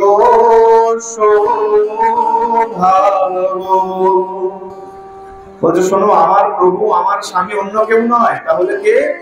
শ্রী গোপাল মোহি পালন, যিনি এই ধরনের পালন কর্তা। আচ্ছা দেখুন, ভোলানাথ কার তপস্যা করে? ভোলানাথ তপস্যা করে ছোট্ট গোপালের। মা যখন প্রশ্ন করেছে, উত্তর দিচ্ছে আমার স্বামী হলেন শ্রী গোপাল, বলেনি কৃষ্ণ। কৃষ্ণ মানে বড় রূপ, বিশাল আকৃতি। তিনি বললেন গোপাল, বাল স্বরূপ। সেই যে ছোট্ট গোপাল, ভগবানের যে বাল স্বরূপ, সেই স্বরূপের আমি ধ্যান করি, আর তারই তপস্যায় আমি মগ্ন হয়ে থাকি। বলে বেশ, তাহলে এবার আমাকেও সেই অমর কথা শোনান, আমিও সেই রসসুধা, অমৃত সুধা পান করব, আর আমি অমর হব। বলে বেশ, কিন্তু শোনো, এই কথা সবার জন্য নয়। এই কথা যে বলবো, এই সবাই শুনে নিলে অসুবিধা আছে। একাকী নির্জন স্থানে বসে এই কথা বলা উচিত, আর শ্রবণ করা উচিত। বলে ভালো, তাহলে একটা নির্জন স্থান আমরা বেছে নেই, সেখানে বসে কথা শ্রবণ করব। ভালো কথা। আজকে নির্জন স্থান বাছা চলছে, কোন জায়গায় বসে ভোলানাথ অমর কথা বলবেন আর মা পার্বতী অমর কথা শুনবেন। যখন স্থান চিহ্নিত হচ্ছে, মহাদেব আজকে যাচ্ছেন অমর কথা বলবে বলে যে স্থান চিহ্নিত হয়েছে সেই জায়গায়, আচ্ছা এক এক করে সবাইকে ত্যাগ করছেন। একটা নির্দিষ্ট স্থানে এসে চন্দ্রমাকে ত্যাগ করে দিয়েছেন। কেন? সবার সঙ্গে বসে অমর কথা বলা যাবে না, কেবলমাত্র মহাদেব আর মা পার্বতী, আর দ্বিতীয় কেউ থাকবে না। তাহলে তো মাথায় চন্দ্রমা রয়েছে, অমর কথা চন্দ্রমা শুনে নেবে। তাই নির্দিষ্ট একটা স্থানে এসে চন্দ্রমাকে ত্যাগ করেছেন, নির্দিষ্ট স্থানে এসে নন্দী ভৃঙ্গিকে ত্যাগ করে দিয়েছেন, নির্দিষ্ট একটা স্থানে এসে গলায় যে সর্প রয়েছে, সর্পরাজ, তাকেও ত্যাগ করে দিয়েছেন। একে একে সবাইকে ত্যাগ করে দিয়েছেন। ত্যাগ করে এক পর্বতের গুফার মধ্যে কেবলমাত্র বাবা আর মা, ভোলানাথ আর মা পার্বতী সূক্ষ্ম রূপে, ভালো করে বুঝবেন, এই যে পঞ্চভৌতিক দেহ সেগুলোকেও ত্যাগ করে দিয়েছেন। ক্ষিতি অপ মরু তেজ বোম, এই পঞ্চতত্ত্বকেও ত্যাগ করে দিয়েছেন। পঞ্চতত্ত্বকে ত্যাগ করে দিয়ে আত্মরূপে, সূক্ষ্ম রূপে মা আর বাবা দুজনে ওই গুফার মধ্যে প্রবিষ্ট হয়েছে। প্রবিষ্ট হয়ে মা বলছে, এবার বলো কথা শুনি। বলে না, দাঁড়াও, এখানেও অপর যদি কোনো জীব থাকে, আচ্ছা এক এক পুরাণে এক এক রকম বর্ণনা করা আছে। কোথাও বলা হয়েছে যে ভোলানাথ অগ্নিদেবকে আজ্ঞা করেছিলেন যে তুমি অগ্নি দ্বারা এখানে যত জীব আছে সবাইকে দহন করে দাও, পুড়িয়ে দাও, কেউ যেন না থাকে। আর কোন পুরাণে বলা হচ্ছে বাবা তার ত্রিশূলকে, দিব্য ত্রিশূলকে এমন ভাবে ভ্রাম্যমান করিয়েছিলেন, ঘুরিয়েছিলেন, যার তেজের দ্বারা সেখানে কোনো জীব আর টিকতে পারে। যখন নিশ্চিত হয়েছে এখানে বাবা আর মা ব্যতি রেখে অন্য কোনো জীব নাই, তখন ভোলানাথ মাকে পাশে বসিয়ে, কাছে বসিয়ে এই অমর কথা বলতে আরম্ভ করেছে। অমর কথা বলতে আরম্ভ করেছেন। আচ্ছা, অমর কথা যখন বলতে আরম্ভ করেছেন তখন একটা শর্ত দিয়েছেন মাকে। বলে শোনো, অমর কথা তো বলবো, বলতে বলতে আমি ভাবে আবিষ্ট হয়ে যাব, আমার প্রভুর কথা ধ্যান লেগে যাবে, কথা বলতে বলতে এমন ভাবে আবিষ্ট হয়ে যাব, তুমি শুনছো কি শুনছো না বুঝতে পারো না। তা তুমি যে শুনছো আমি কি করে বুঝবো? মা বলছে বেশ, এক কাজ করব, তুমি যেন বুঝতে পারো যে আমি শুনছি, ঘুমিয়ে পড়ি না, তার জন্য আমি মাঝে মাঝে হুঙ্কার লাগাবো। শুনছি। ওই দেখবেন ছোটবেলায় ঠাকুরদা বা ঠাকুমা যখন নাতি নাতনিকে নিয়ে ঘুম পাড়ায় দুপুরবেলা, বলে না দাদু গল্প বলো, গল্প শুনবো। বলে এই তোকে গল্প বলি আর তুই রোজ ঘুমিয়ে পড়িস? বলে না না, আজকে ঘুমাবো না, আজকে সারা দেবো। দাদু যখনই গল্প বলে, ওই নাতনি বলে হ্যাঁ বলো, তারপর তারপর মানে কি, নাতনি বোঝায় যে না আমি ঘুমাইনি, আমি শুনছি। দাদু বুঝতে পারে না নাতি বা নাতনি শুনছে, ঘুমাচ্ছেন। আজকে মা পার্বতী বলছে বেশ প্রভু হুঙ্কার লাগাবো, তাহলে আপনি বুঝতে পারবেন আমি ঘুমাচ্ছি না, ভাগবত শুনছি, অমর কথা শুনছি। বলে বেশ তাই হবে। বসে গেছে, কথা আরম্ভ হয়েছে। মা মাঝে মাঝে হুঙ্কার দিচ্ছে, যখনই হুঙ্কার দিচ্ছে বাবা বুঝতে পারছে আচ্ছা আচ্ছা বেশ, পার্বতী শুনছে। একে একে অমর কথা আস্তে আস্তে আগে বেরোচ্ছে। আর যখন বেশ কিছুটা সময় হয়েছে, এক পর্যায়ে এসে ওই মা করতে করতে ঘুমিয়ে পড়ছে। অদ্ভুত বিষয় দেখুন, এই যে ভাগবতে এসছেন, ভাগবতে এসে বসলে পরে ঘুম পেয়ে যায়, তাই না? ভাগবতে 3টে বাধা আছে, এক হলো ঘুম পেয়ে যায়, দ্বিতীয় কারো সঙ্গে বিবাদ হয়ে যায়, আর তৃতীয় হলো মন লাগে। এই 3টে বাধা কেন আসে? বলে মনের মধ্যে যতক্ষণ পাপ আছে ততক্ষণ এই তিনটে বাধার কোনো একটা বাধা তোমাকে বাধা দেবে। পাপ যতক্ষণ আছে, আচ্ছা ভালো করে চিন্তা করুন, এই ভাগবতে আসলে, সাধু সঙ্গে আসলে ঘুম পেয়ে যায়। প্রথমে আলস্য লাগে, এই কারণে বলা হয় সোজা হয়ে বসতে। এখানে যদিও চেয়ারের ব্যবস্থা আছে। প্রথম কথা হচ্ছে ভাগবত সবসময় উচিত নিচে বসে শ্রবণ করা, এটা বিধান। আমি এই কমিটির যে বাবারা আছে, হ্যাঁ আমি তার জন্যই বলছি, যে কমিটির বাবারা আছে সবার জন্যই বলছি, সামনে ছোট জায়গা রাখবেন নিচে বসার জন্য, কারণ এটা হলো শাস্ত্রীয় বিধান। আর যারা অসমর্থ, আমি বলছি না সব চেয়ার হাঁটিয়ে দিতে, আপনারা পেছন থেকে চেয়ার লাগিয়ে দিন। যারা অসমর্থ, দেখুন এখানে এসছি আমরা কেউ দেখাতে নেই যে আমরা কে কত বড়, এখানে এসছি নিজের কল্যাণের জন্য। সুতরাং যে কার্য করলে আমাদের কল্যাণ হবে সেই কার্য করে ভাগবত শোনা উচিত। যারা অপারগ, শারীরিক ভাবে অসমর্থ, আমি তাদের কাউকে বলছি না নিচে বসতে, তারা ভালোই চেয়ারে বসুন। কিন্তু যারা সমর্থবান তাদের উচিত নিচে বসে, ভূমিতে বসে ভাগবত কথা শ্রবণ করা। ভাগবত সবসময় নিচে বসে শ্রবণ করা উচিত। এই আচ্ছা, এক প্রসঙ্গ থেকে আরেক প্রসঙ্গে চলে আসলাম। কোথায় ছিলাম? আচ্ছা, আজকে শিব, হ্যাঁ, কথা যখন শোনাবে, বসেছেন, ঘুম পাচ্ছে, তিনটে কারণ বললাম, বাধা। ঘুম পায়, দেখুন বাড়িতে এত সুন্দর বিছানা, নরম গদি, কত সুন্দর বালিশ, কত সুন্দর কোল বালিশ, এসি ঘর, লাইট বন্ধ, তারপরেও ঘুম আসতে চায়। আর যখনই ভাগবত আসরে এসে বসে পড়লাম, মনে হয় সারা রাজ্যের ঘুম এসে আমার চোখের মধ্যে বসেছে।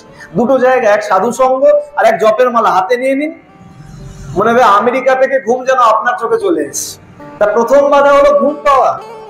যত অপরাধ থাকবে, পাপ যত বেশি থাকবে, ভাগবতে এসে বসলেই প্রথমে ঘুম পাবে। এই কারণে বলা হয় সবসময় সোজা হয়ে বসতে। সেই দ্বারা মেরুদণ্ড সোজা করে বসলে আপনার আলস্য লাগবে না, ঘুম পাবেন। আর যখন যখন ভাগবতে ভগবানের নামে জয়ধ্বনি বাড়ে, তখন তখন সোজা হয়ে একদম কণ্ঠস্বর ছেড়ে দিয়ে প্রাণ ভরে, মন ভরে জয়ধ্বনি দেওয়া উচিত। সবাই মিলে একসঙ্গে প্রেম সে বলো রাধে রাধে।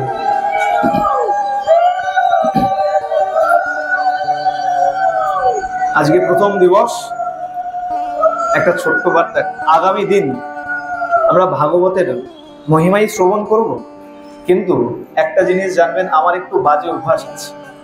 রাধা নামের জয়ধ্বনি যতক্ষণ না সবাই দেয়, আমার মন থেকে কিছু ঠিক মতন বেরোতে চায়।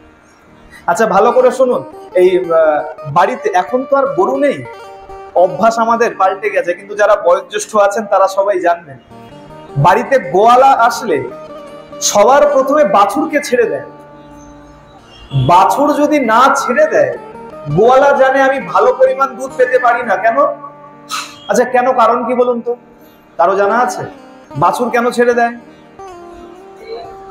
বাছুর ছেড়ে দেওয়ার কারণ, বাৎসল্য রস যতক্ষণ না আসে ততক্ষণ মাতৃস্তনে দুগ্ধের সঞ্চার হয় না।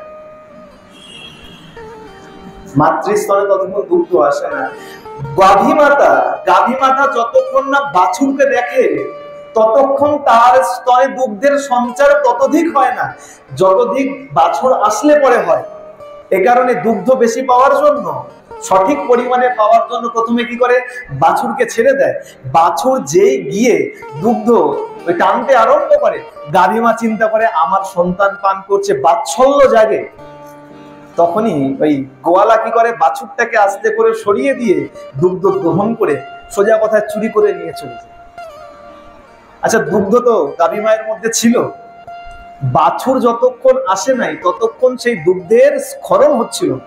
ঠিক তেমন ভাগবত প্রবচক যেমনই হোক, জ্ঞান অনেক থাকে, কিন্তু ওই বাছুর রূপী ভক্তগণ যতক্ষণ না তার পিপাসার বার্তা জাগায়, ততক্ষণ সেই বার্তার জন্য ভাগবত প্রবচকের মধ্যে সেই রস সুধা তত জাগরিত হয় না। জাগরণ কখন হয়? যখন সবাই ধ্বনি দেয়। আমি যখন যখন রাধা নামের ধ্বনি দেব, তখন সবাই মিলে উচ্চস্বরে ধ্বনি দেবে। জয়ধ্বনি মানে উলুধ্বনি নয়, রাধা নামের ধ্বনি, সবাই মিলে একসঙ্গে প্রেম সে বলো রাধে রাধে। আসতে নয়, সবাই মিলে প্রাণ খুলে ভালো করে বিচার করুন। এখনই যদি একটা এখান থেকে যে দল হোক, আমি কোনো দলের পক্ষপাতিত্ব নয়, কোন রাজনৈতিক দল যদি এখান থেকে যায় আর যদি বলে জিন্দাবাদ জিন্দাবাদ, আচ্ছা দেখেছেন যে দুজন জিন্দাবাদ জিন্দাবাদ, এরকম তো কখনো হয় না যে দুজন জিন্দাবাদ জিন্দাবাদ বলছে আর সবাই চুপচাপ চুপচাপ চলে যাচ্ছে, হয় কি না? সবাই জিন্দাবাদ বলে। কেন বলে? বলে এখন যদি হাত তুলে জিন্দাবাদ জিন্দাবাদ না করি, সামনের বার ঘর আসলে আমাকে ঘর দেবে না, সামনের বার অমুক জিনিসটা আসলে আমি পাবো না। আচ্ছা ভালো করে শুনুন, এখানেও আমরা চাহিদা নিয়ে এসে বসেছি। কিসের চাহিদা? বৈকুণ্ঠ প্রাপ্তি। এমনি এমনি কেউ বসেনি, সবাই স্বার্থ নিয়ে বসে আছি, যেন গোবিন্দ কৃপা করে তার দাস বানায়, বৈকুণ্ঠে যেন স্থান দেয়। তাহলে এই ইহকালের চাহিদার জন্য যদি জিন্দাবাদ জিন্দাবাদ করতে পারি, তাহলে পরকালের চাহিদার জন্য আমাদের কত জোরে ধরি দেওয়া উচিত, সেই বিচার করে সবাই মিলে একসঙ্গে প্রেম সে বলো রাধে রাধে। সবার যার যত জোর আছে, যদি মনে হয় এই শ্বাস বেরিয়ে যাবে রাধা নামে ধ্বনি দিতে গিয়ে, ভালোই বেরিয়ে যাক, তাও তত জোরে ধ্বনি দেবে। জানবেন এই রাধা নামে ধ্বনি দিতে গিয়ে যদি মারা যান, সোজা গতি হয়ে যাবে। কেন? আপনি রাধা নামের ধ্বনি দিয়েছেন, গোবিন্দ নামের ধ্বনি নয়। আর গোবিন্দ সবসময় রাধা নামে পাঁচ পাঁচ ধাইছে।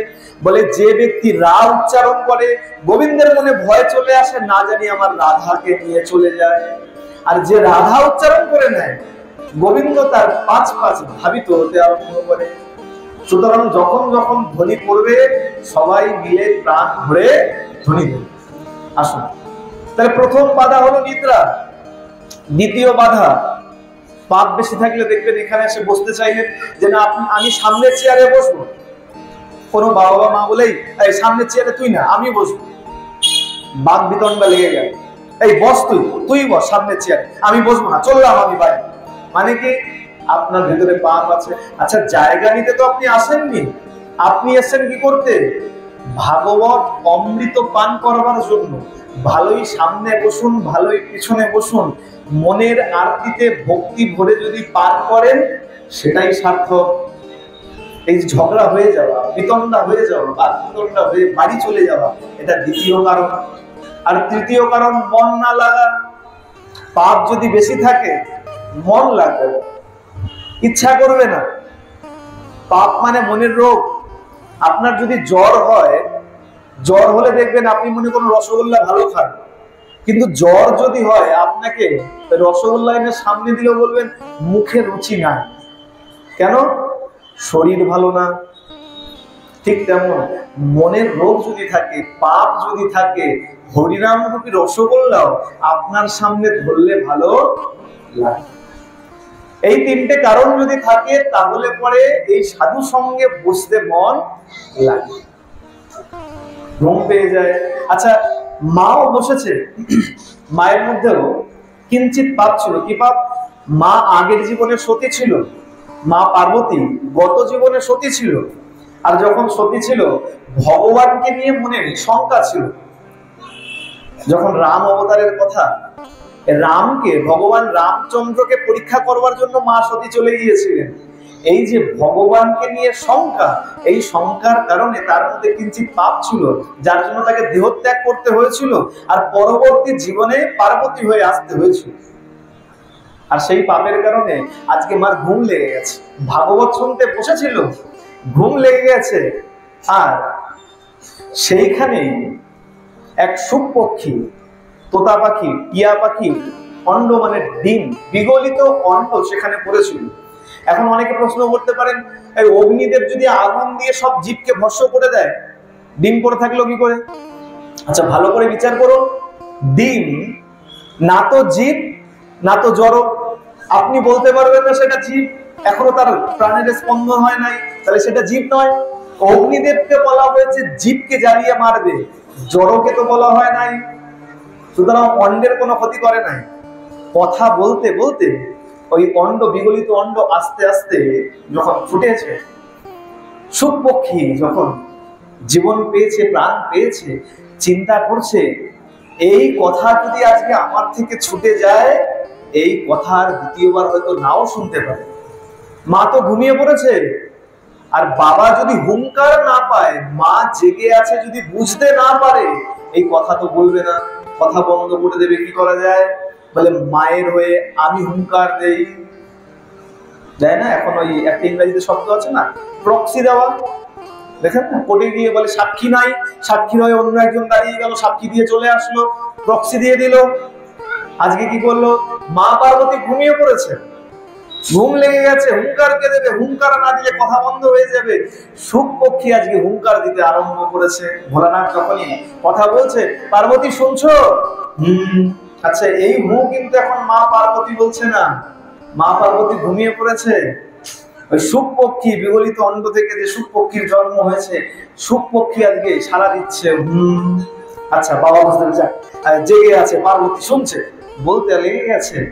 একে একে বলতে বলতে বলতে বলতে অমর কথা যখন বিশ্রাম হয়েছে, যখন ওই ধ্বনি দিয়েছে, ভাগবত যখন বিশ্রাম হয় আমরা ধ্বনি দেই, বলিয়ে ভক্ত বৎসল ভগবান কি, যখন ধ্বনি দিয়েছে। আচ্ছা, মনে করুন কেউ ঘুমাচ্ছে এখানে, এখন যখন যখন আমরা ধ্বনি দেই, এই যে ঝুল ছিল তাড়াতাড়ি নড়ে চলে বসে। কি হলো? তাকে দেখে, আচ্ছা ধ্বনি পড়লো। মা পার্বতী একটু কেঁপে উঠেছে। কি ব্যাপার? কি ব্যাপার পার্বতী? অমর কথার বিশ্রাম হয়ে গেল, সম্পূর্ণ হলো অমর কথা। ও আচ্ছা আচ্ছা আচ্ছা আচ্ছা আচ্ছা, তুমি অমর কথা শোনো না? না না প্রভু, শুনেছি। ওই যে বলছিলেন না, চন্দ্রবংশ সূর্য বংশ। পার্বতী, চন্দ্রবংশ সূর্য বংশ সে তো অমর কথার একদম প্রথম ভাগ। আমি তো সম্পূর্ণ অমর কথা বিশ্রাম দিয়ে দিলাম। হ্যাঁ প্রভু, ঘুম লেগে গেছিল। আচ্ছা, তোমার ঘুম নিয়ে আমার বেশি চিন্তা নাই। ঘুম যদি তোমার লেগে গেছিল, তোমার হয়ে এই হুম হুম কি করছিল, জানান কে দিচ্ছিল যে হ্যাঁ তুমি জেগে আছো, তার মানে নিশ্চয়ই কেউ এখানে আছে। দেখো কে আছে, কে চুরি করে অমর কথা শুনলো। ভালো করে শুনবেন, চুরি করে ভাগবত কথা কখনো শুনতে নাই, লুকিয়ে লুকিয়ে ভাগবত কখনো শুনতে নাই। ব্যাসপীঠ থেকে উঁচুতে বসে, এখানে তো উঁচুতে বসার প্রশ্ন হয়, এখানে এমনিতেই ব্যাসপীঠ উঁচুতে আছে। ব্যাসপীঠ থেকে উঁচুতে বসে ভাগবত কখনো শুনতে নাই।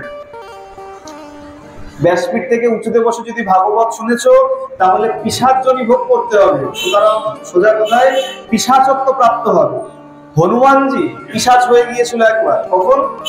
যখন ভগবান অর্জুনকে গীতার কথা উপদেশ দিয়েছিলেন, হনুমানজি ওই ধ্বজায় বসে সেই কথা শ্রবণ করেছিলেন।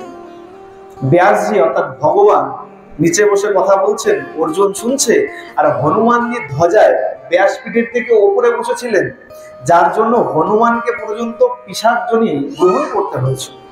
এ কারণে কদাপি কখনো লুকিয়ে বসে ভাগবত শুনতে নাই, ব্যাসপীঠ থেকে ওপরে বসে উঁচুতে বসে ভাগবত কথা শুনতে নাই, আর ব্যাসপীঠের পিছনে বসে ব্যাসদেবকে সামনে আর নিজে পিছনে বসে ব্যাসদেবের ভাগবত কথা কখনো শুনতেন। এখন প্রশ্ন হচ্ছে, তাহলে হুঙ্কার কে দিচ্ছিল আর লুকিয়ে লুকিয়ে চুরি করে ভাগবত কথা কে শুনল, অমর কথা কে শুনল? দেখো নিশ্চয়ই কেউ আছে। খুঁজতে খুঁজতে পাওয়া গেল ওই বিগলিত অঙ্গ থেকে যে সে শুকপক্ষীর জন্ম হয়েছিল, ওই শুকপক্ষী ওখানে বসে বসে সম্পূর্ণ ভাগবত কথা শুনেছে, মায়ের হয়ে হুঙ্কার দিয়ে। বাবা ক্রুদ্ধ হয়ে গেছে, রে পাপিষ্ঠ, লুকিয়ে লুকিয়ে চুরি করে এই অমর কথা শ্রবণ করেছিস, বেশ আজকে আমি তোকে বধ করেই ছাড়ব। চিন্তা করুন, যিনি সংহার কর্তা, সে যদি চায় বধ করেই ছাড়বে, বাঁচায় কে? ভোলানাথ যদি চায়, ভোলানাথের সেই দিব্য ত্রিশূল যদি চালনা করে, ভোলানাথের হাত থেকে বাঁচায় কার সাধ্যি? ভোলানাথ যখনই ত্রিশূল উঁচিয়েছেন, আজকে তোকে বধ করেই ছাড়বো। শুকপক্ষী বুঝতে পেরেছে প্রাণ সংকট, আমাকে এখন পালাতে হবে, আমাকে ভোলানাথের হাত থেকে কে বাঁচাবে? পালাতে আরম্ভ করেছে, উড়তে আরম্ভ করেছে, ত্রিভুবন উড়ে নিয়েছে। গুহা, পর্বত, নদী, সমুদ্র, বৃক্ষ, তরু, লতা যেখানে পেরেছে সেইখানে ছুটে নিয়েছে। কিন্তু যেখানে যেখানে গেছে মহাদেব ত্রিশূল নিয়ে সেখানে সেখানেই ধাবিত হয়েছে। ধাবিত হতে হতে এক সময় শুকপক্ষী উঠতে উঠতে সন্ধ্যা ঘনিয়ে এসছে। আজকে যখন সন্ধ্যা ঘনিয়ে এসছে, সরস্বতী নদীর পারে এক আশ্রম ছিল, বদরিকা আশ্রম।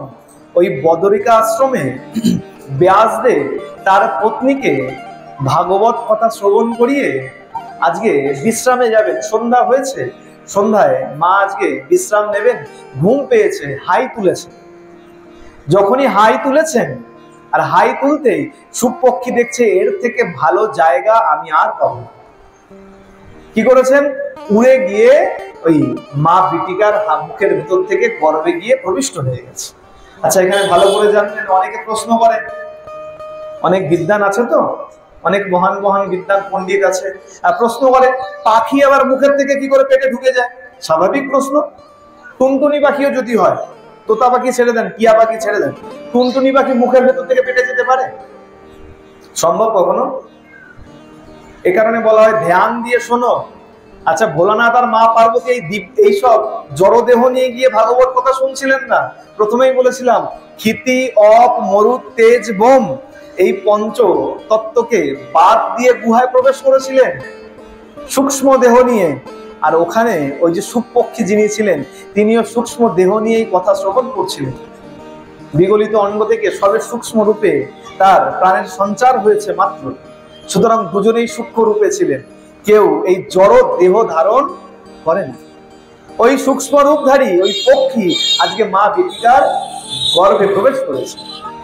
যখনই প্রবেশ করেছেন, আজকে ভোলানাথ তো ত্রিশূল উঁচিয়েছেন, কোথায়? মা বিটিকার গর্ভে চালনা করবেন, ব্যাসদেব চরণে পড়ে গেছে। আচ্ছা, ভালো করে একটু বিচার করুন তো, ভোলানাথের যদি সত্যি মারার হতো, ভোলানাথ যদি সত্যি চাইতো আমি এই তোতাকে মেরে দেবো, এতক্ষণ উঠতে লাগতো? বাবাকে উঠতে দরকার হতো, ছোটার প্রয়োজন ছিল? বাবা খালি মাত্র ত্রিশূলকে আজ্ঞা করলেই হতো, যাও ওকে বধ করে দাও। সুতরাং এর পিছনেও রহস্য আছে। বাবা আমাদেরকে কৃপা করতে চাইছে, বাবা চাইছে না সুখকে আমি বধ করে দিই।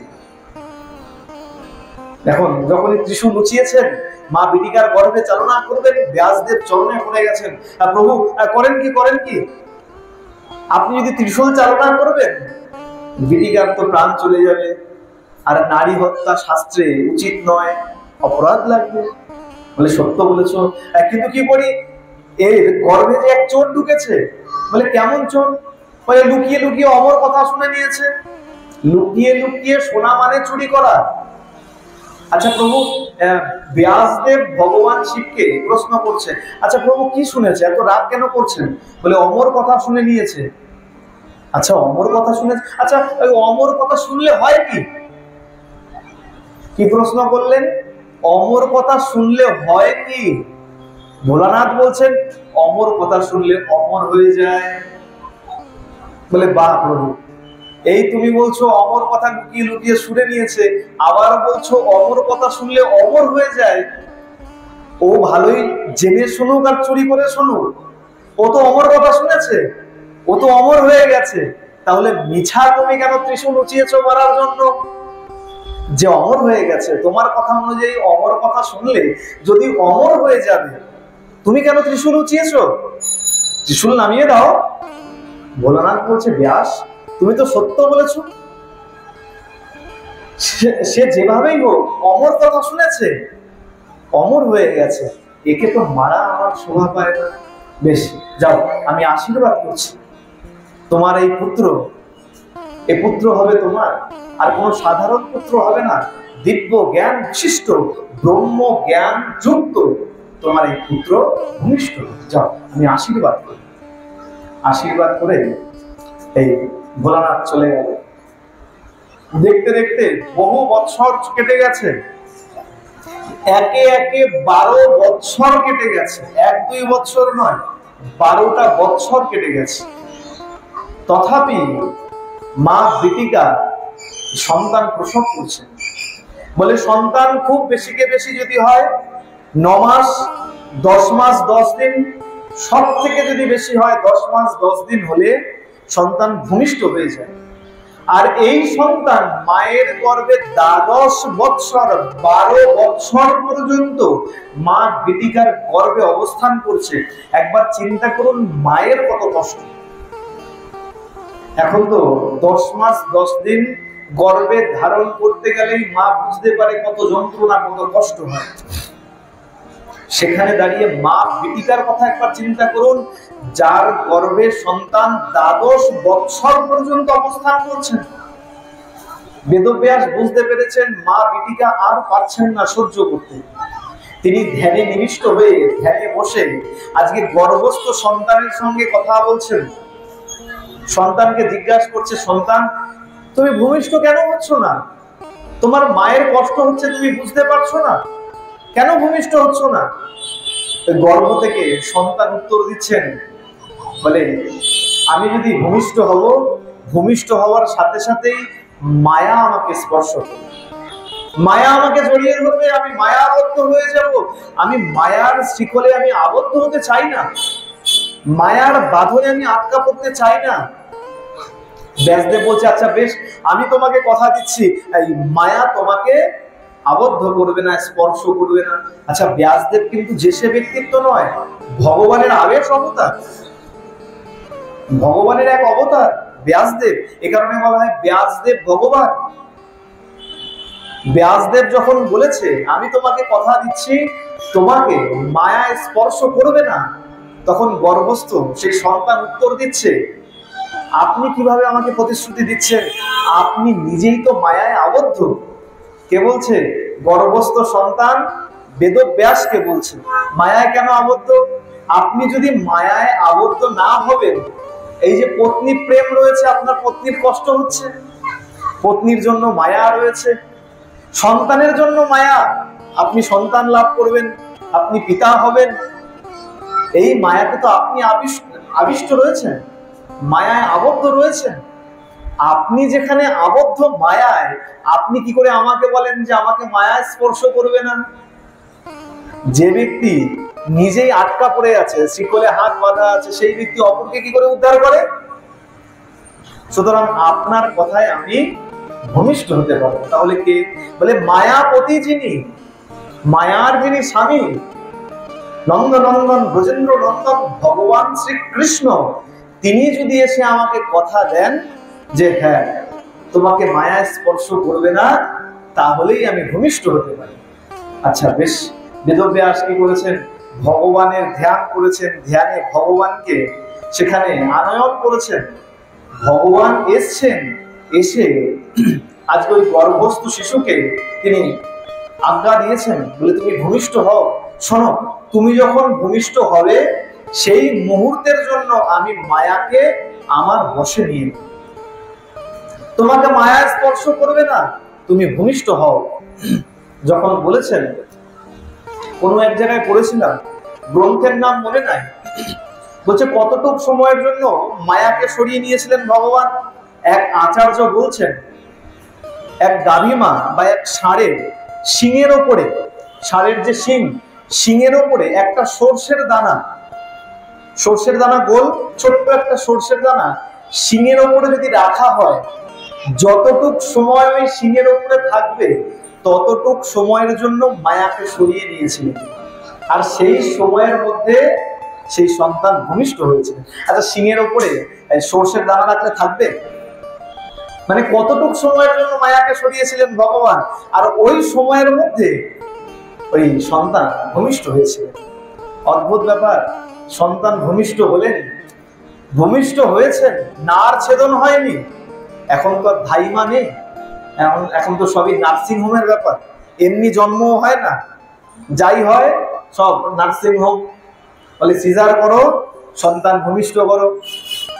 এখন আমরা নার ছেদন, আমরা এখন জানিও না নার ছেদন কি।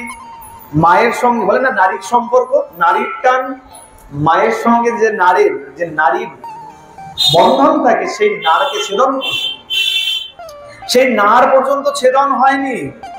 নারকে কাঁধের ওপরে ফেলে দিয়ে, বা কাঁধে ফেলে দিয়ে সেই সন্তান আজকে ছুটতে আরম্ভ করেছে। আচ্ছা ভালো করে বিচার করুন, সন্তানের বয়স 12 বৎসর হয়ে গেছে, 12 বৎসর পর্যন্ত মায়ের গর্ভে ছিলেন, সূক্ষ্ম রূপে ছিলেন না। 12 বৎসর মানে সেই বিশাল সন্তান মায়ের গর্ভে কি করে থাকবে? সবকিছুর বিচার আছে আমাদের সনাতন ধর্মে।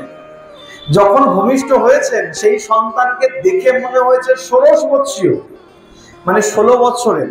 12 বৎসর মায়ের গর্ভে ছিল ঠিকই, এই নিয়ে অনেক মতান্তর আছে, কিন্তু 12 বৎসর মায়ের গর্ভে ছিল ঠিকই, কিন্তু যখন ভূমিষ্ঠ হয়েছে সন্তানকে দেখে মনে হয়েছে 16 বৎসরের সন্তান। সেই নারকে কাঁধের ওপরে ফেলে ছুটতে আরম্ভ করেছে। বেদব্যাস বলছে, পুত্র কোথায় চললি, দাঁড়া দাঁড়া। পিতা মাতার অবস্থা চিন্তা করুন। আপনার সন্তান হয়েছে, সন্তানকে কোলে নেবেন, একটু চুম্বন করবেন, বুকে লাগাবেন, জড়িয়ে ধরবেন, তাহলে না আনন্দ। আর সেই সন্তান যদি ছুটতে আরম্ভ করে, সেই পিতা মাতার কি অবস্থা? পিতা চিৎকার করতে আরম্ভ করেছে, ডাকতে আরম্ভ করেছে, পুত্র পুত্র পুত্র। কে কার পুত্র? ভালো করে চিন্তা করুন। ভগবানের থেকে আশীর্বাদ নিয়ে জন্মগ্রহণ করেছে। মায়া যেন আমাকে আবদ্ধ, আর মায়ায় যদি আবদ্ধ না করে, কে কার পিতা, কে কার মাতা, কে কার পুত্র? কার সঙ্গে কার সম্পর্ক আছে? কারো সঙ্গে কারো সম্পর্ক নাই। সেই ব্রহ্মজ্ঞানী সেই সুখদেব গোস্বামীপাদ আজকে ধাবিত হতে আরম্ভ করেছেন। আর বেদব্যাস যখন পুত্র পুত্র করে চিৎকার করছেন, বৃক্ষ তরুলতা সবাই উত্তর দিচ্ছেন ওই সুখদেব গোস্বামীর হয়ে, যে কাকে পুত্র পুত্র করছেন?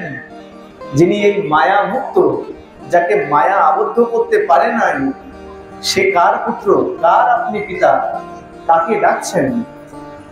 প্রশ্ন করেছে যখন যখন বুঝতে পেরেছেন পুত্র আর ফিরে আসবে না, তখন তিনি গৃহে প্রত্যাবর্তন করেছেন। ভাগবতে কলম দিয়েছেন বেদব্যাস, সেখানে বলা হচ্ছে, সুখদেবের বন্দনা করতে গিয়ে বলা হচ্ছে, ইয়ং তত্ত্বজন্তু মনোপেত মপেত কৃত্যম দৈপায়ন বিরহ কাতর আজুহাব পুত্রে তন্ময় তয়োতরোভিনেদু স্বং সর্বভূত হৃদয় মণিমানতস্মি। বলছে প্রজন্ত, যাকে অনুপেত মপেত কৃত্যম, অনুপেত উপেত, এই পৈতে উপবিত সংস্কার হয়নি যার এখনো পর্যন্ত, যে নারটাকে পৈতের মতন, ব্রাহ্মণের পৈতে কোথায় থাকে? বাম স্কন্ধে। সেও নারটাকে বাম স্কন্ধে ফেলে পরিব্রাজক, যেন সন্ন্যাস নিয়ে নিয়েছেন, সন্ন্যাসীর মতন ধাবিত হয়েছেন। আর বিরহে কাতর হয়ে, বিরহ কাতরা আজু হাবু, বিরহে কাতর হয়ে ওই ব্যাসদেব পুত্র পুত্র পুত্র পুত্র বলে হাত পেতেছে। আর এই ব্যাসদেব, এই সুখদেব গোস্বামীপাদ কেমন, যখন জন্মের পরে ছুটতে আরম্ভ করেছেন, এক সরোবরের পাশ থেকে তিনি চলে গেছেন। আর ব্যাসদেব পুত্র পুত্র করতে করতে পিছু পিছে ধাবিত হয়েছেন। সরোবরে কিছু নারীগণ স্নান করছিলেন। সুখদেব গোস্বামীপাদ চলে গেছেন, তারা কোনো ভ্রুক্ষেপ করেন নাই। যখনই ব্যাসদেব যখনই সেই সরোবরের পাশ থেকে যাচ্ছেন, ওই ললনাগণ নারীগণ ওই বৃদ্ধ ব্যাসদেবকে দেখে তাড়াতাড়ি নিজেদের অঙ্গ বস্ত্র তাড়াতাড়ি পরিধান করে লজ্জা আবরণ করছে। ব্যাসদেব এগিয়ে গেছেন, বলে, মা তোমরা যদি কিছু মনে না করো, আমি একটা প্রশ্ন করতে চাই। বলে, না না, বলুন কি প্রশ্ন? বলে, শোনো, এই যে 16 বর্ষীয় আমার সন্তান এই মাত্র এখান থেকে ছুটে গেল, তোমরা তো তাকে দেখে লজ্জা পাও নাই, অঙ্গ বস্ত্রে অঙ্গ আচ্ছাদন করো নাই। আমি বৃদ্ধ, আমি এত বৃদ্ধ, আর আমাকে দেখে তোমরা এভাবে লজ্জা পাচ্ছ, বস্ত্র দিয়ে তাড়াতাড়ি অঙ্গ আচ্ছাদন করছো। বলে, শুনুন, এই যে একটু আগে আপনার পুত্র ছুটে গেছে, তিনি হলেন পরমহংস। তার মধ্যে নারী পুরুষের কোনো ভেদ নাই। পরমহংস কেন বলা হয়?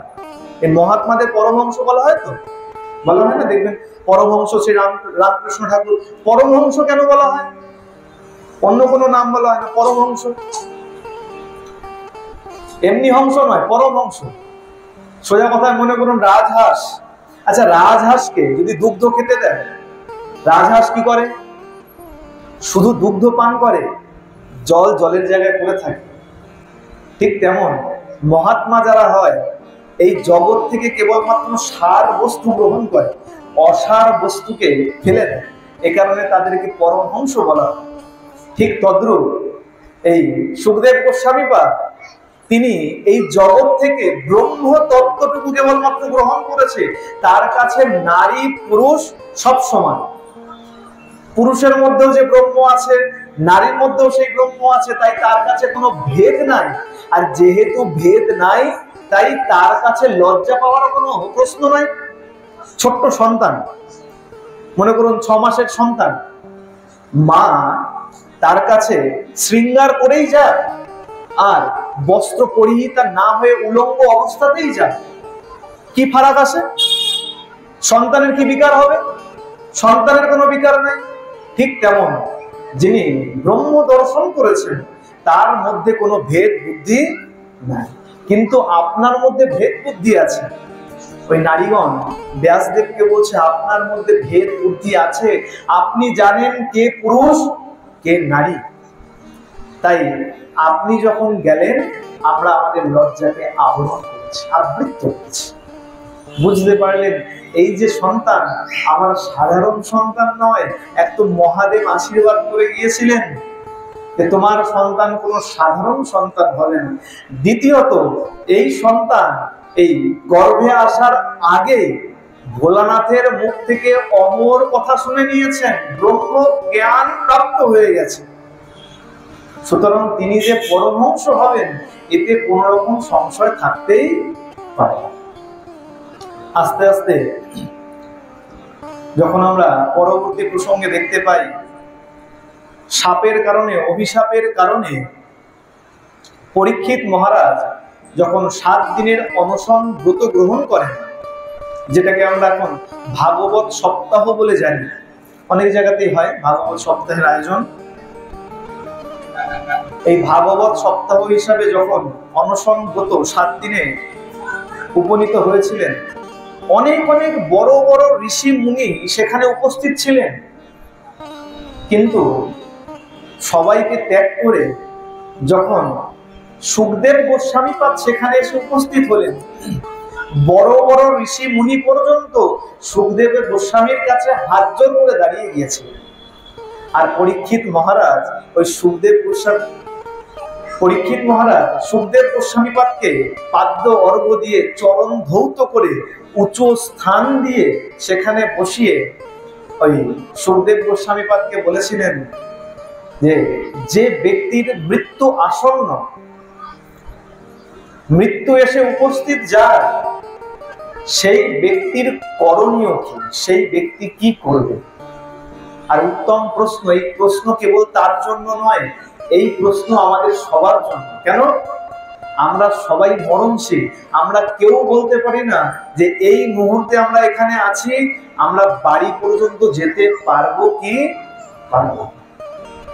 যখন সেই ব্যাসপীঠে বসিয়েছেন পরীক্ষিত মহারাজ সুখদেব গোস্বামীপাদকে, সুখদেব গোস্বামীপাদ একে একে তার প্রশ্নের উত্তর দিয়ে 7 দিবস ব্যাপী অমৃত রস সুধা পান করিয়ে তাকে বৈকুণ্ঠ ধাম প্রাপ্ত করিয়েছে। সেই রকম সুখদেব গোস্বামীপাদকে আমরা বারবার প্রণাম করি। বলিয়ে সুখদেব গোস্বামীপাদ কি, ভক্তবৎসল ভগবান কি। সবাই জয়ধ্বনি দেবেন, যখন যখন ধ্বনি করবে সবার উচিত জয় শব্দের ধ্বনি দেওয়া।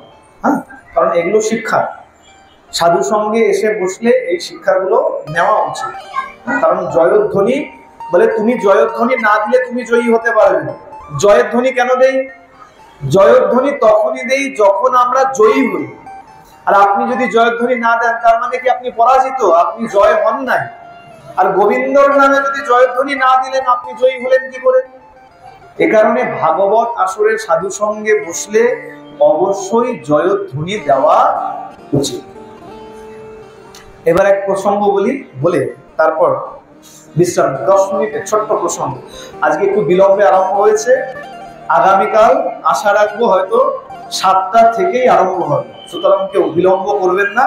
আগামীকাল আমরা ভাগবতের মহিমা শ্রবণ করব, যে মহিমা শ্রবণ করা অত্যন্ত সৌভাগ্যের ব্যাপার এবং পুণ্য ফল প্রদানকারী।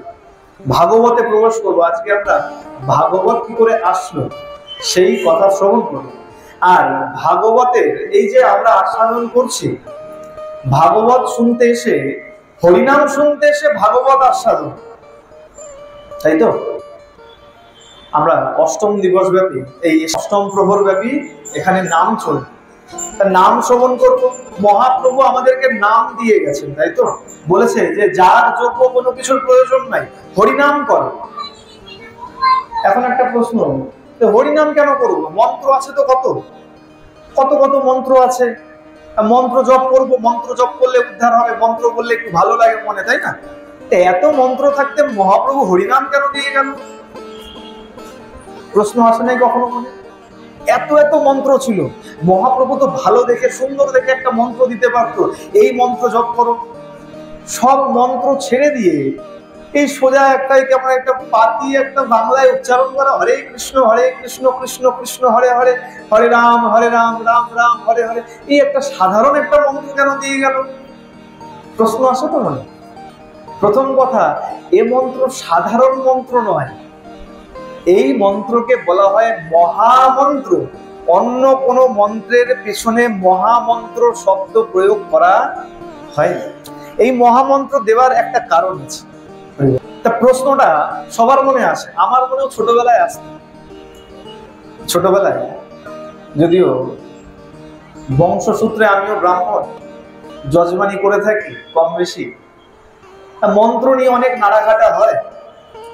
আর বাবা জন্ম থেকেই দেখছি বাবা বৈষ্ণব, এই বাবার কৃপায় ভগবানের জানি না কি সুকৃতি ছিল, এখন পিতা মাতা দিয়েছে, তার চরণে বারংবার ধন্যবাদ প্রণাম। আর সেই সুকৃতির কারণে কিছুমাত্র তার থেকে পেয়েছি। ছোটবেলায় প্রশ্ন হতো, তারপরে এক আচার্যের মুখ থেকে সেই প্রসঙ্গ শুনে সেই প্রশ্নের নিরসন হয়ে গেছে, যে প্রসঙ্গ আপনাদের শোনাতে চলেছে। বলে মন্ত্র নয়, নামই কেন? মন্ত্র ছেড়ে দাও, নামই কেন করবে? ভালো করে শুনুন।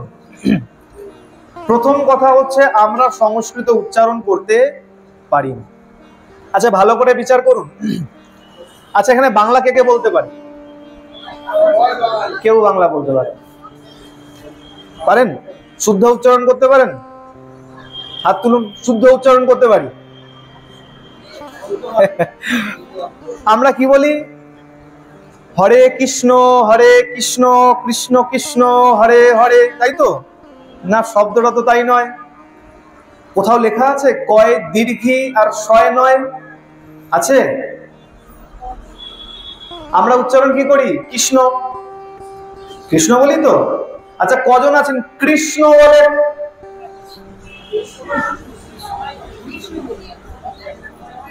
হরে কৃষ্ণ বলি তো, মিথ্যা বলছি না তো? তাহলে বাংলা উচ্চারণ করতে পারি। আচ্ছা কোথায় যাবেন? এই তো সামনের মাসে টিকিট কেটেছি, বৃন্দাবন যাব।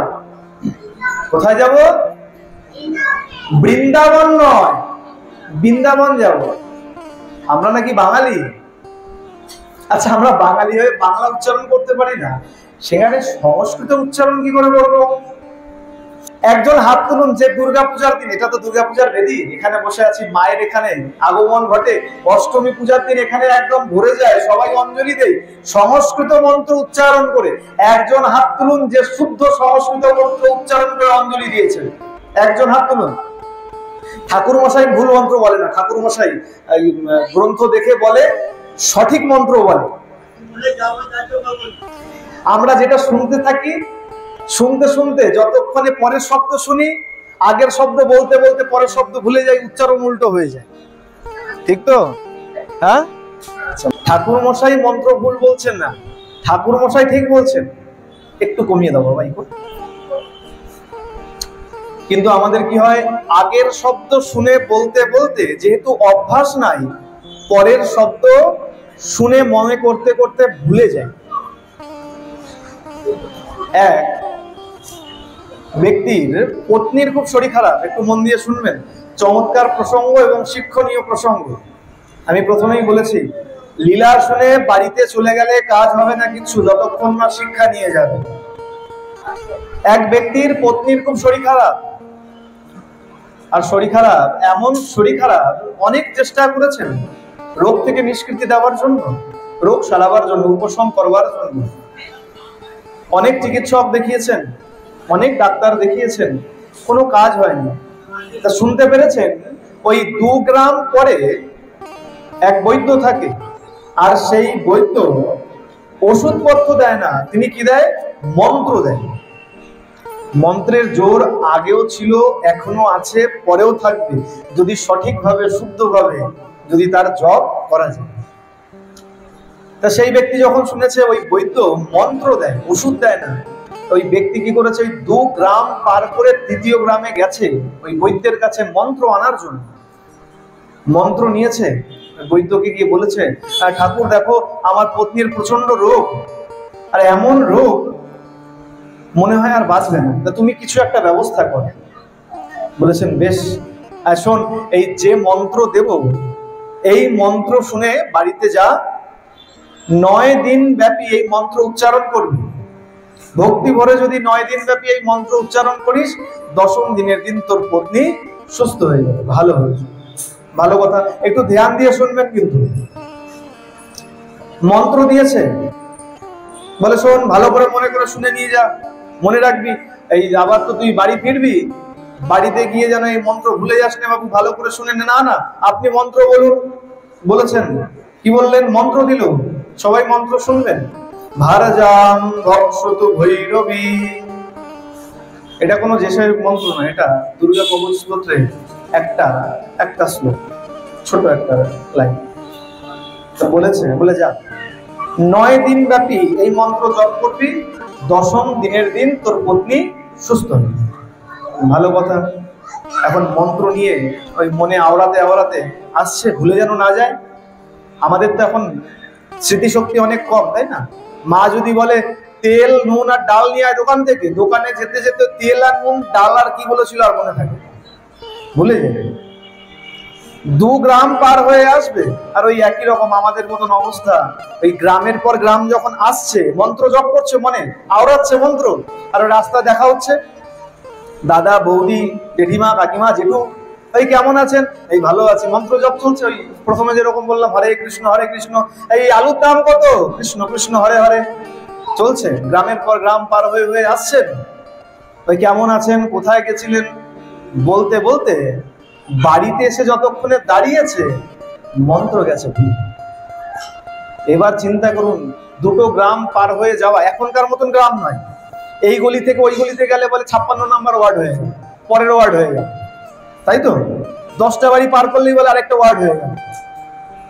আগেকার গ্রাম মাঠের পর মাঠ, নদীর পর নদী, জনবসতির পর জনবসতি পার হয়ে যাও, তাও বলে 1 গ্রাম শেষ হয় না। এখন চিন্তা করুন, মন্ত্র ভুলে গেছে, এখন আবার যাওয়া সম্ভব? পত্নী তো গেছে রেগে, বলে আমি বুঝতে পেরেছি তোমার মনে অন্য ভাব আছে। কি ভাব? বলে আমি তাড়াতাড়ি মরে যাই আর তুমি আবার নতুন বিয়ে করো। যার যেরকম চিন্তা, পত্নী চিন্তা করছে আমি তাড়াতাড়ি মরে যাই আর তুমি বিবাহ করো, তোমার এই মনের ভাব বুঝতে পেরেছি। বলে না না শোন গিন্নি, সত্যি বলছি, এতটা দূর আস্তে আস্তে মন্ত্র ভুলে। আচ্ছা দাঁড়া, একটু মগজে একটুখানি চাপ দেই, বুদ্ধিতে একটু জোর দেই, দেখি বেরোয় কিনা। একটু যখন বুদ্ধিতে চাপ দিয়েছে, ভারজাম মনে পড়েছে। ভারজাম যেই মনে পড়েছে, মনে পড়েছে সব মন্ত্র মনে পড়েছে। হ্যাঁ, কি মন্ত্র? হ্যাঁ মনে পড়েছে, এই মন্ত্র 9 দিন জপ করবো, তুই সুস্থ হয়ে যাবি। কি মন্ত্র জানিস? ভারজাম রক্ষতু ভৈরবী। মনে পড়ে গেছে। ভালো কথা, জপ করো মন্ত্র। 9 দিন জপ করেছে, আর 10ম দিনের দিন দেখতে না দেখতে তার পত্নী গোবিন্দায় নমঃ দেহত্যাগ করেছে, মারা গেছে। একদিকে দুঃখ, পত্নীর দেহান্ত হয়ে গেছে, আরেকদিকে রাগ রয়েছে কার ওপর? ওই ঠাকুরের ওপরে। তুমি তো মন্ত্র দিয়েছিলে, বলেছিলে আমার পত্নী ভালো হয়ে যাবে। আচ্ছা, আমি কিন্তু একটা মন্ত্র বলি নাই, 2টো মন্ত্র বলেছি। আমিও একটা মন্ত্র বলি নাই। সেই ব্যক্তি কি করেছে? ছুটতে ছুটতে ওই বৈদ্য ঠাকুরের কাছে গিয়েছে। ঠাকুর ঠাকুর, এই তুমি কি ওষুধ দিলে, কি মন্ত্র দিলে? তুমি বললেন 9 দিন মন্ত্র উচ্চারণ করলে 10ম দিনের দিন আমার পত্নী ভালো হয়ে যাবে। আমার পত্নীর যে দেহান্ত হয়ে গেছে, মারা গেছে। বৈদ্য বলছে কোনোদিন হতেই পারে না। কোনোদিন হতেই পারে না। মন্ত্রের ক্ষমতা আছে, মন্ত্রের জোর আছে। আমি তোকে যে মন্ত্র দিয়েছি সাধারণ মন্ত্র নয়, মা দুর্গার মন্ত্র। ভৈরবী মানে দুর্গা, সাধারণ মন্ত্র নয়। আচ্ছা, কি মন্ত্র বলেছিলি? ভালো করে শুনুন, ওই ব্যক্তি কি মন্ত্র বলেছিল? ভারজাম রক্ষতু ভৈরবী। বলে এই তো, আমি তো তোকে এই মন্ত্র দেই নাই। এই মন্ত্র দিয়েছিল কবিরাজ ঠাকুর, বৈদ্য ঠাকুর এই মন্ত্র দিয়েছিল? এই মন্ত্র দেয়নি। এইবার ভালো করে শুনুন, মন দিয়ে শুনুন, ধীরে ধীরে শুনুন। কবিরাজ ঠাকুর মন্ত্র দিয়েছিল ভারজাম রক্ষতু। ভারজাম মানে ভারজা মানে পত্নী, রক্ষতু রক্ষতু মানে রক্ষা করো, রক্ষা রক্ষ রক্ষতু। ভারজাম রক্ষতু ভৈরবী, হে মা ভৈরবী আমার পত্নীকে রক্ষা করো। আর ওই ব্যক্তি বাড়িতে এসে কি মন্ত্র বলেছিল? ভারজাম ভক্ষতু, ভক্ষতু মানে ভক্ষণ করো, বলেছিল রক্ষতু। বৈদ্য ঠাকুর বলেছিল রক্ষতু। আর ওই যে ওই ভালো আছেন, আলুর দাম কত, অমুক কেমন, ওই করতে করতে বাড়িতে এসে রক্ষতুটা হয়ে গেছে ভক্ষতু। মা দুর্গার কি দোষ? মা দুর্গাকে বলেছে ভক্ষতু, ভক্ষণ করে নাও। দশম দিনের দিন মা দুর্গা ভক্ষণ করে নিয়েছে। সুতরাং আমরা শুনলেও সঠিকভাবে স্মরণ করে উচ্চারণ করতে পারি। আমি কাউকে বলছি না যে আপনারা ভুল শোনেন, অবশ্যই সময় অষ্টমীর দিন সঠিক মন্ত্রই শোনেন, কিন্তু শুনে উচ্চারণ করতে করতে তার মধ্যে ফের বদল চলে আসে। আর মন্ত্রের ফের বদল যদি হয়ে যায় তাহলে তার ফলও বিপরীত হয়। যেমন উচ্চারণ হবে তার ফলও তেমন লাভ হবে। মহাপ্রভু বুঝতে পারলেন যে কলিহত জীবের দ্বারা যাগ যোগ্য মন্ত্র পাঠ সম্ভব নয়, সম্ভব নয়। মন্ত্র শুদ্ধি, উচ্চারণ শুদ্ধি নাই, আমাদের উচ্চারণ শুদ্ধি নাই। তাহলে উদ্ধার তো করতে হবে কলিহত জীব, আমারই তো সন্তান, পদ তো দিতে হবে। কি পদ দেই? বলে মহামন্ত্র নাম দিয়ে দেই। আচ্ছা, এই মহামন্ত্র নামটা ছিল অন্যভাবে, বেদে ছিল কিরকম ভাবে? বেদে ছিল কলি সন্তরণ উপনিষদে এই মন্ত্র পাওয়া যায়। সেখানে লেখা আছে এটা মন্ত্রের আকারে। সেখানে কিভাবে লেখা আছে? সেখানে লেখা আছে প্রথমে হরে রাম রাম রাম হরে হরে, হরে কৃষ্ণ কৃষ্ণ কৃষ্ণ হরে হরে। এটা হয়ে গেল বেদের মন্ত্র। আর বেদের মন্ত্র সবাই সমানভাবে উচ্চারণ করতে পারে না।